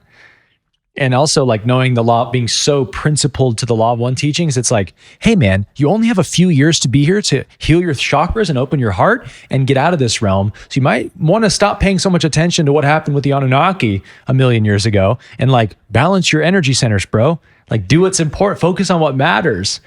And that's not to say you can't give time in your life to those subjects if they're fun and stuff. But if it becomes the central focus of your spirituality, you're just always talking about these things, then maybe you're missing the bill a little bit. Maybe there's something more central to spirituality that you can focus on. And the Law of One says something really interesting about this as well, talking about the contrast we just mentioned of why we need to come into bodies and learn in things so we can heal and evolve. They asked Ra, what was it like in the universe before the negative polarity? Or was there a time in the universe where there was no negative polarity? And what was that like? And Ra says, oh yes, there was a long history of the universe and maybe like iterations of universes before this one where there was no negative polarity. And they said, essentially, it was like children in school who are not rewarded for doing their homework, or like they're not rewarded for getting a good grade, and they're not punished for not doing their homework or failing their tests. There's no rewards or punishments. And they said, so that you get this phenomenon where people are stuck in a kind of perpetual spiritual childhood because they don't have any impetus to really work on themselves. And they had full waking memory of like, hey, I'm a soul, eternal soul who incarnated into a body. All is one. God is love. We're good here. No need to evolve. And the term they use is called the logos for like, whether it's a major galaxy, a planet, a star, it doesn't matter. Like anything with intelligence on those higher levels, they call a logos, which is a portion of the creator's intelligence that creates the rule set for that, whether it's a solar system or whatever. The zodiac archetypes and everything is like an experiment, they say, that the creator is running. And from the space-time side of the equation, the creator like literally doesn't know what the results will be until it runs an experiment, a planet or a star or a galaxy or a person. Everything is like an experiment the creator is running. From the time-space side, God knows everything eternally and all that. But they stress the importance of like, this is the way it works in the universe. The sun, our sun, is a logos, a divine intelligence that created our planet and all the other planets we see. And it is experimenting. It's running experiments. They say one of them on our planet specifically was the opposable thumb. Our logos was adding that wrinkle to our species of like, what happens if I give them these big opposable thumbs so they can grab things from an early stage of their evolution? Let's see what happens. And they said what happened was weapon making and crafting of tools to fight each other with. So it created this tribalism and barbarism very early in human history. So that was the result of the experiment, right?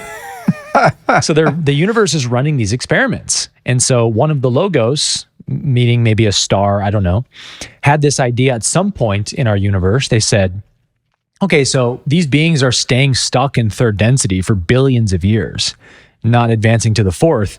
Third density should be much shorter than that. How do we solve this problem? And one of the logos said, what if we block the memory of all incarnating souls onto the planet so they don't remember who they are? They don't remember that the creator is love. They don't remember that all is one. What happens? And they said the result of the experiment was the development of the negative polarity. It split the positive in half, essentially, and made an opposite to the positive. Because as you can imagine, without memory of what life is, who am I, where am I, it creates this fog of confusion for the soul where the possibility of fear actually is created. Maybe I'm not safe here, things like that. And, again, the average person would say, oh, that's such a bad thing. We should have never created the negative polarity. But what's funny is Ra says on the logos, all the stars in the universe and the galaxies were like jumping for joy at the success of this massive experiment that was a huge success. They were like, yes, we did it. We solved the problem. The negative polarity was the answer. And they said what it did was it shortened the time on third density from billions of years to like 75,000. So now third density is like the snap of a finger because it has to contain, in order for it to be a fair choice, right? Third density, this realm, has to contain an equal amount of positive and negative polarity in it so that every soul has a chance to taste both sides over and over and over and make a very authentic choice. Do I choose the light or do I choose the darkness? And you have to choose it all the way. That's the thing. You can't be like, I'll choose 90% light, I'll keep 10% dark. The universe is like, spitting you back to earth again. Next reincarnation. You didn't choose yet. So that's what happened in the universe before contrast existed, was souls were being stuck in third density forever, not progressing. And as soon as the veil of forgetting was created, it created the negative polarity. And now they say the universe functions with this perfect balance and all the densities have the perfect time frames and the creator figured it out, Goes to show you, right? You can't judge anything, but especially not the negative, because it is absolutely playing an important role on our planet in our evolution. But to your original question, like, it also is the source of all spiritual bypassing and all these things. And they are great teachers because they create painful lessons, right? When your spiritual ego hijacks you, when you bypass, when you don't heal, there's some severe consequences to that. So my roundabout answer to your question is that here's the way I like to break it down. To understand healing and how to have a complete healing process, because you're very right. People can become sort of perpetual shadow workers who are always healing the shadow. Next ayahuasca ceremony. And you're like, when are you going to be done healing the shadow? You should come to an end point at some point. And the problem is that, to me, if what we call shadow work, I would classify that as feminine healing. And that shadow work is about contacting the feelings you've been avoiding and letting the feelings be felt and surrendering to your feelings. Very feminine oriented. But that's only half of the equation, because we need the masculine as well. And the masculine healing is the non-duality, the wisdom, the mind training. And so the analogy I give to help people understand why you got to have a perfect balance of both, and by the way, perfect balance of love and wisdom, is how you get to the sixth density, how you graduate to the sixth. So if you're in fifth density, their version of graduation, they've already opened the heart, they've opened the throat, they're super advanced. They have to reach perfect balance of love and wisdom before they can go to the sixth. So there's always a graduation point at every density. But I digress. The analogy is this. You're in a house like this one, and it's flooded with water from a hurricane, or not a hurricane. You left your faucets on. All the faucets in the house are running and you flooded your house. This is a representation of somebody who's full of trauma that they haven't healed yet. So this person clearly needs to do a lot of shadow work to move all this negative energy out. So feminine healing or shadow work is like opening all the windows and doors in your house to let the water pour out of the house. So let's say you do that, and you're like, all right, Aaron, I did it. I let all the water flood out. I would say, great job. Did you turn the faucets off? You're like, oh no, I didn't think that was a problem. They're still running. I'm like, well, bro, go back to your house. Your house is going to be flooded again when you get back. Sure enough, you drive back home, your house is 25% flooded already. You're like, shit, you got to open the doors again and let the water out. So like, how many times do you have to do that to realize, oh, I need to also shut off the faucets? And the shutting off the faucets is all the leaky mental energy we don't have command over because we're not aware of the ego yet in certain ways. And ego is hijacking us and our energy is leaking out everywhere. How do we shut off the faucet of ego? It's through wisdom and non-duality and understanding the nature of reality. But then let's flip it. What if you just do that? You just turned off your faucets, but you didn't open any windows and doors? Well, I mean, hey, you solved one problem. You stopped the accumulation of the water. But dude, you've got a flooded house still. And I've met so many people who are like passionate non-duality students. I've been to like non-duality talks and like conferences where there's a lot of these people where you can just feel it in their energy. It's very sad in a way where they're so inundated with non-duality teachings that they have like no connection to their feeling world. Because when you try to even ask them questions about, like how have you, you said you were divorced. How have you healed from that?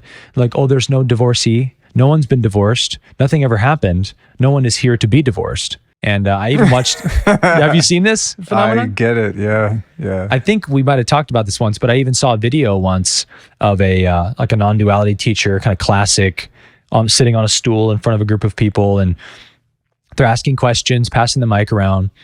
And this one lady, poor lady, Mike is kind of like shaking in her hand. She's carrying a lot of intense emotion. And he had given a teaching about nobody really exists and it's all consciousness. So she goes, so I want to understand this teaching because I know it can help me.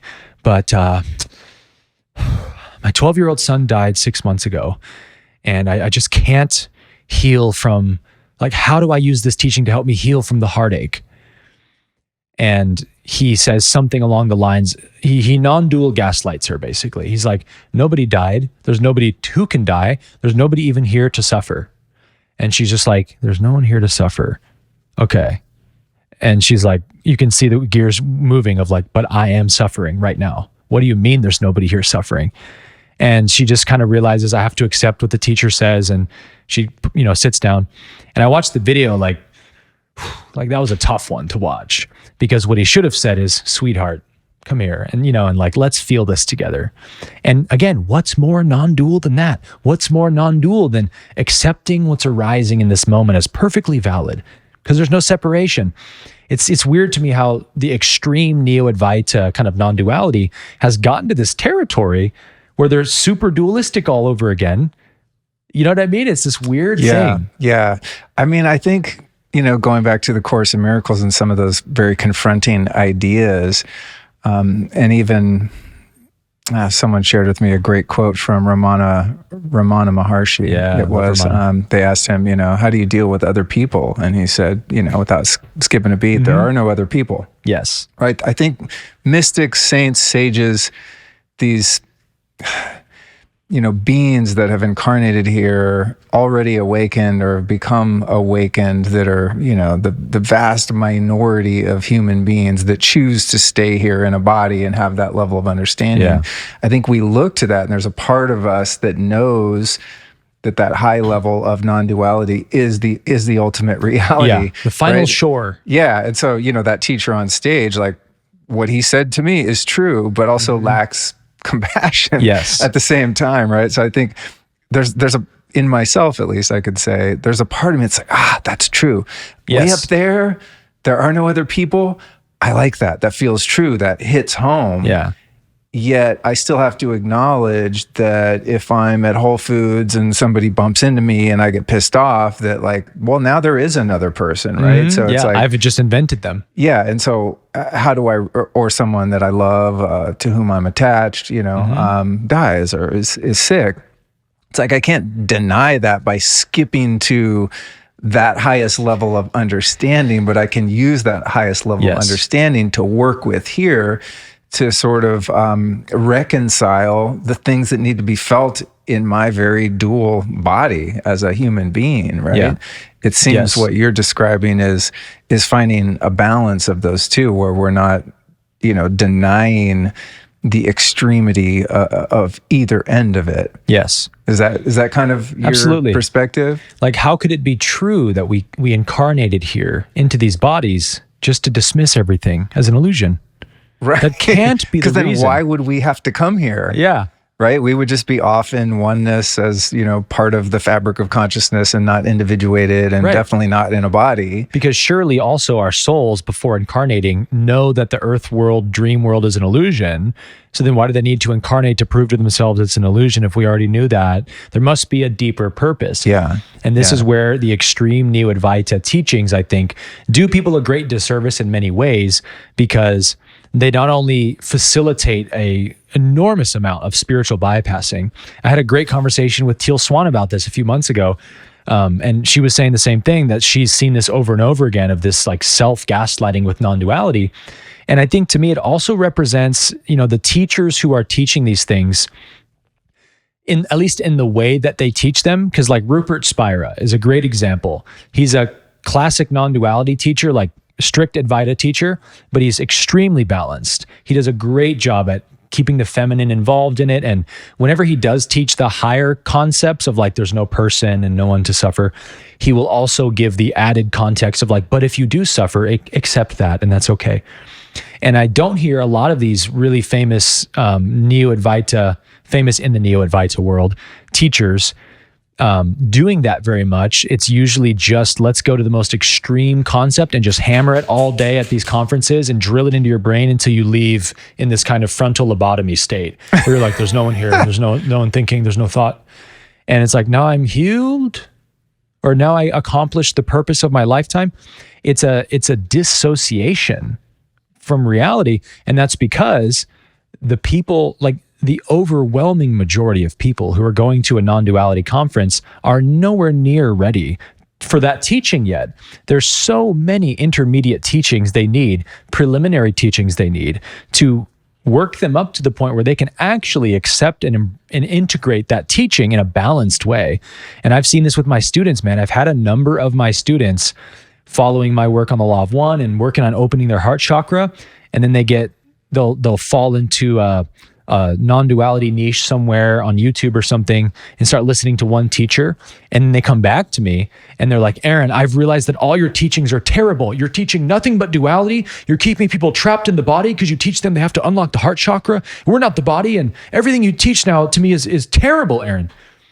And I'm like, I get it. I understand why you think that, but let me explain from my perspective why I think it is important to teach people how to be in their body and open their heart.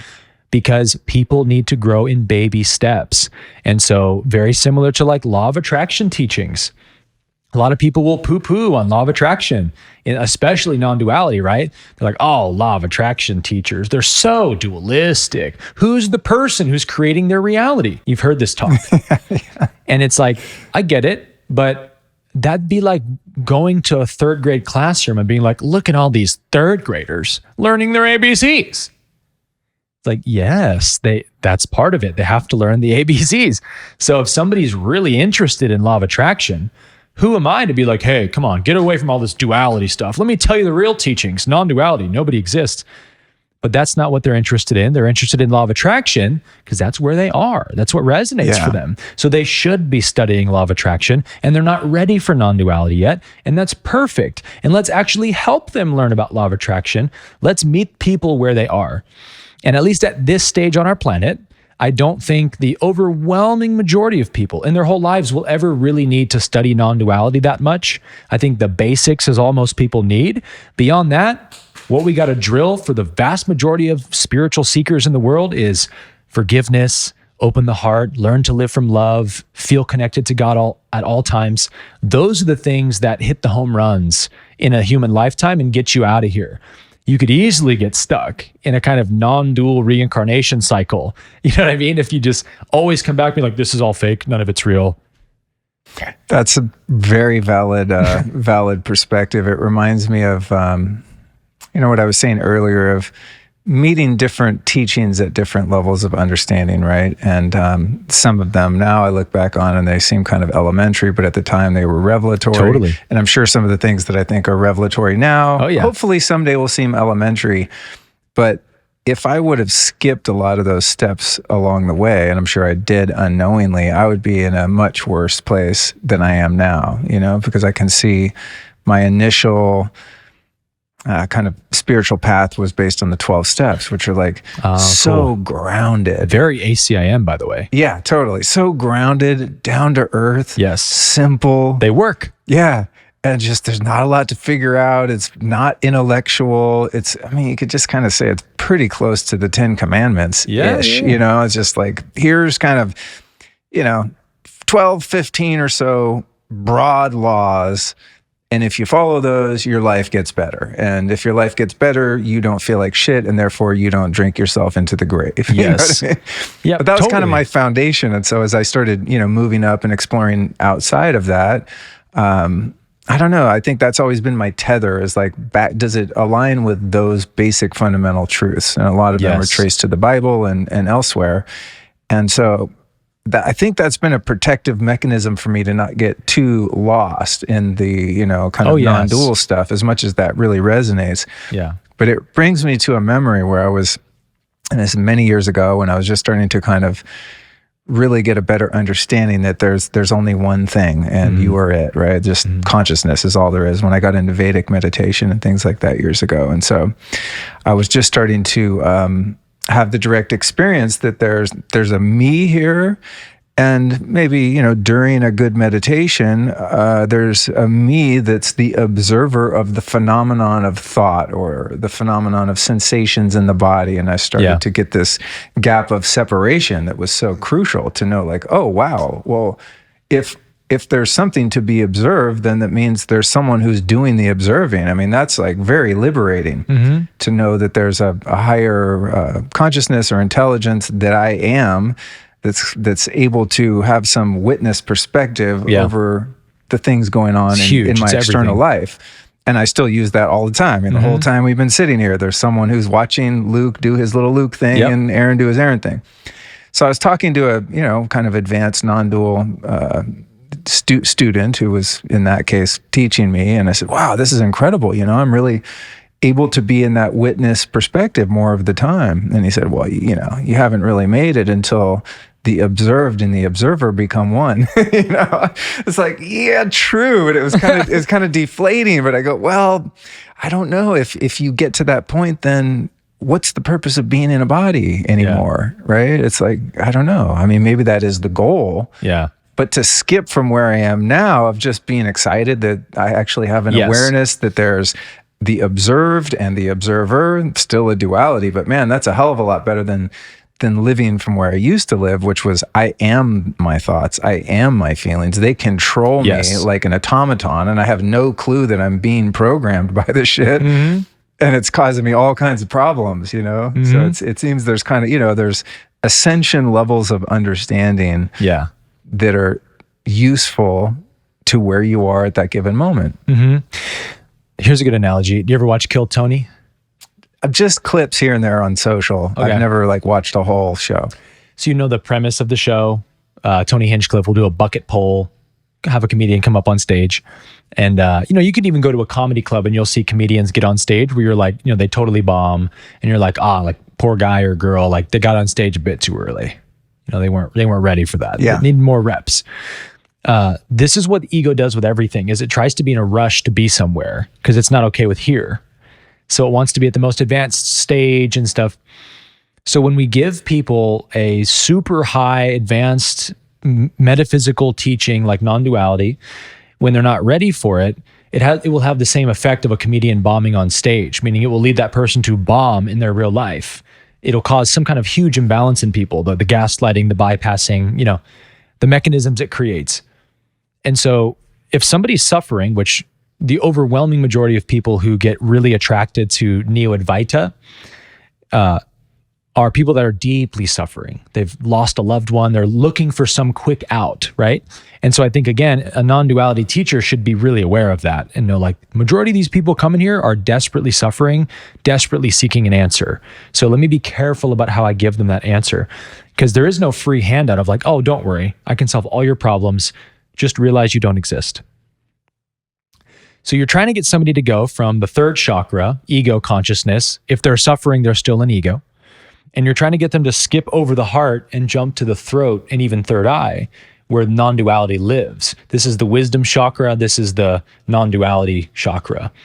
And so you're teaching them concepts that require really open, activated throat and third eyes, and they're still distorted and bundled up down here. And you've skipped over the heart. So of course you could, wind up in a kind of non-dual state and then feel a sense of almost apathy for life, or like a disassociation from life. You're like, well, nothing exists. Observer and observed are one. What's the point of it all? And that's because that's a sign that you had skipped the heart. If somebody arrived at that state, that would only mean they skipped really activating the heart. So this is what I've come back to, man, time and time again, because I've been like you, a big student of non-duality. David Hawkins teaches non-duality a lot, and I still love non-duality and love studying it. But I realized I had been trying to skip the basics, the spiritual fundamentals of the heart chakra: forgiveness, unconditional love, gratitude, surrender, trust, joy, like just being a happy person, showing what God is like through just being happy around people. That's a very advanced spiritual quality, It sounds basic, but it's not. And I realized the real bang for your buck while you're here as a human is opening the heart and all the heart-based practices. I call it heart-based consciousness. It's fourth density consciousness, heart-based consciousness, to forgive people, be patient, humble yourself, don't look to exalt yourself anymore, be of service to others is the biggest one. In fact, Ra calls the positive polarity the service to others polarity, and the negative is the service to self polarity. Like Kabbalah. Yes. Yeah. The negative serves itself. I love that definition. I think in one book I read on Kabbalah by Michael Berg says he describes ego as the desire to receive for the self alone. That's it. I remember when I read that, I was like, oh shit, I've been doing that my whole life. Dude, that's me. Yeah. I was like, oh, okay. Thanks for pointing that out. That one hurts, but I needed it. Yeah. Yeah, that's it. It's the service to self polarity, which means I serve myself at the cost of others. I take from others. I withhold from others. That's how I get happiness. The service to others polarity is yourself is served by being of service to others, because law of attraction, what you give is what you get. The more love and kindness and generosity you give out, the more you get back. So both paths serve the self, but in different ways, different approaches. So just striving to love your neighbor as yourself and to love God with all your heart, to me, has so much more translatable and practical spiritual benefits for people. If I could go back and tell myself anything 10 years ago, give yourself some spiritual advice, Aaron, what would I say? I would definitely say, without any hesitation, don't focus so much on trying to understand all these really lofty non-duality, oneness, unity, consciousness concepts. Those are great and they play a big role and they're important. But if you want to grow really fast, practice forgiving everyone that bothers you. Practice being kind Absolutely. to the person right in front of you. And that's how you earn graduation. Yeah. You could study non-duality your whole life and not graduate, but you cannot serve others and forgive people your whole life and not graduate. Beautiful. You just reminded me, one of the tenets of the 12-step teaching is love and service is our code. Oh. Yeah. I hadn't heard that one. Yeah. Love and service is our code. That's a code. Yeah. Some of those things, it can sound so sort of trite and well, yeah, duh. Mm-hmm. But try doing it. Have you done it though? Yeah. Try. And this is why relationships are such beautiful teachers. I'm blessed to have a wife that's super easy to get along with, and we're very compatible, but she's a human being, so she has feelings about things, and I might not always be in the perfectly suited mood to be present to those feelings. Right. And that's one of the ways I can kind of judge my progress is my ability to resist defensiveness or being irritated or to retaliate with similar feelings or whatever, right? It's just how radically compassionate and loving can I be? Yeah. And it's easier with her than it is, someone out in the world that I don't know and have no relationship with. But yeah. I love your perspective on this because I feel so, proud of myself isn't the right word, but I feel so grateful in my soul's willingness to play this game when I can see the temptation to act in a withholding way or a judgmental way And there's like a part of me that's like, nah, you don't be vulnerable right now. Keep your guard Posture up. Yeah. Or just, this isn't double fair. down. Yeah. You need to stand up for yourself. This isn't fair. And all the stuff that's always worked, Luke. Yeah. Or it's like, they're actually wrong. I'm right. And I'm going to tell them like all that shit. Yep. And just to like see that sort of noise and just go and just surrender it and just be unconditionally, unreservedly loving. And it's like, wow, God, what joy that produces versus, the sort of temporary win, the fallacious win of being right or not holding space or punishing or judging. It's like, it's crazy how, to your points that you've made today so beautifully, the most simple spiritual teachings are the most profound and powerful. Yes. And actually, ultimately the easiest to do because it doesn't require a lot of understanding. It requires a little bit of discernment, just kind of have some self-awareness and know where you are kind of on the scale, right? It's like, how much resentment are you sending someone's way versus like actually putting yourself in their shoes and having empathy and compassion for them and their experience. Even if you have to have boundaries with them, you can do so with love. And sometimes even erecting a boundary is the most loving thing to do with someone who's in their shit, right? Yep. I mean, I teach forgiveness regularly, and there's always that rebuttal of, well, come on, Aaron, you can't just expect me to just agree with murderers or just dismiss genocide. It's like, oh, maybe you're having a different conversation than I am. I didn't ask you to accept genocide. Like that's what people hear when they hear forgiveness, because most people are just kind of unfortunately not very familiar with what an open heart really feels like. It's defenselessness. It's, I have no one to fight. I have nothing to prove. God is good. God is love. That's all I need. And I'm just here to share that with people. So if somebody does, like Jesus said on the cross, right? If somebody trespasses against me, I say, forgive them, Father. They know not what they do. And to that, people will say, how can you say someone who's a serial killer doesn't know what they're doing? They're hunting people. They know what they're doing. Like, we're not talking about mental gymnastics here. We're talking about deep spiritual embodiment and awareness.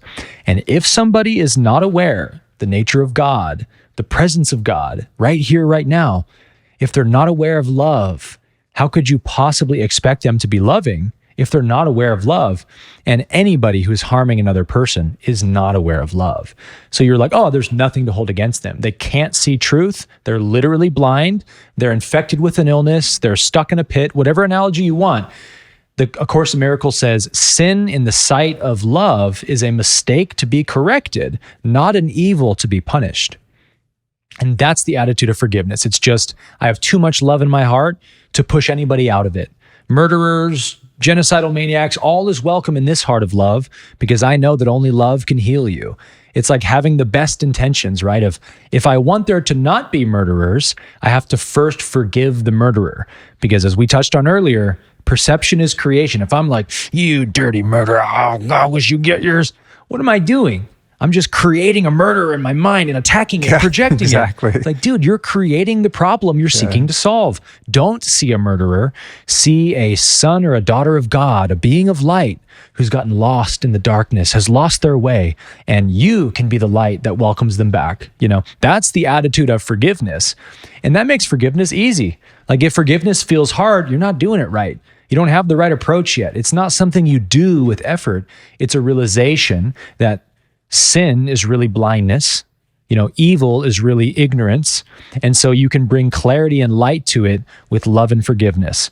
If somebody can't see the light in them, I can help them see it by seeing it myself. It's like if someone's dangling off a cliff, do you want to dangle off the cliff next to them to make them feel better? Like, oh, we're both in this mess now. This sucks, right? Yeah. Or do you stay above them and reach a hand down to pull them off the edge of the cliff? Like, that's forgiveness. It's reaching your hand down to somebody who's dangling off a cliff. And anybody who's doing these kinds of crimes against other people are at the very limits of their incarnation in terms of like how far down the negative path you can go. They're absolutely dangling off a cliff. And it may not look like that to the outer appearance. We like to judge people who do bad things very harshly, and I hope they get what's coming to them. Forgiveness says, I already know they're getting what's coming to them. They're already getting what's coming to them right now. the punishment of sin is baked into sin. Like living in sin sucks. When I say sin, I mean like negative thinking, drug addiction, any deviation from the law of one is what sin is.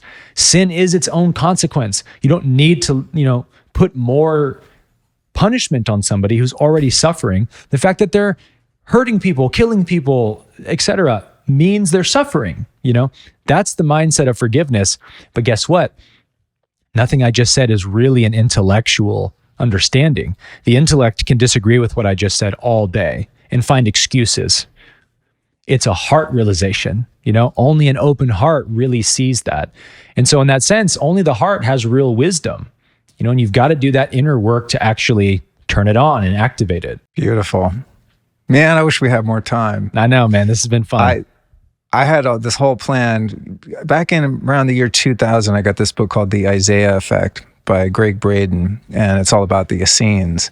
And then a couple years later, he had one about the lost mode of prayer that was like about the Essenes and all this stuff. And I know that's like part of your lane. So I was like, oh man, I'm going to dig into that and Jesus and the Bible. I just got my first Bible. I've been reading that. Oh, wow. Yeah, never even touched that book.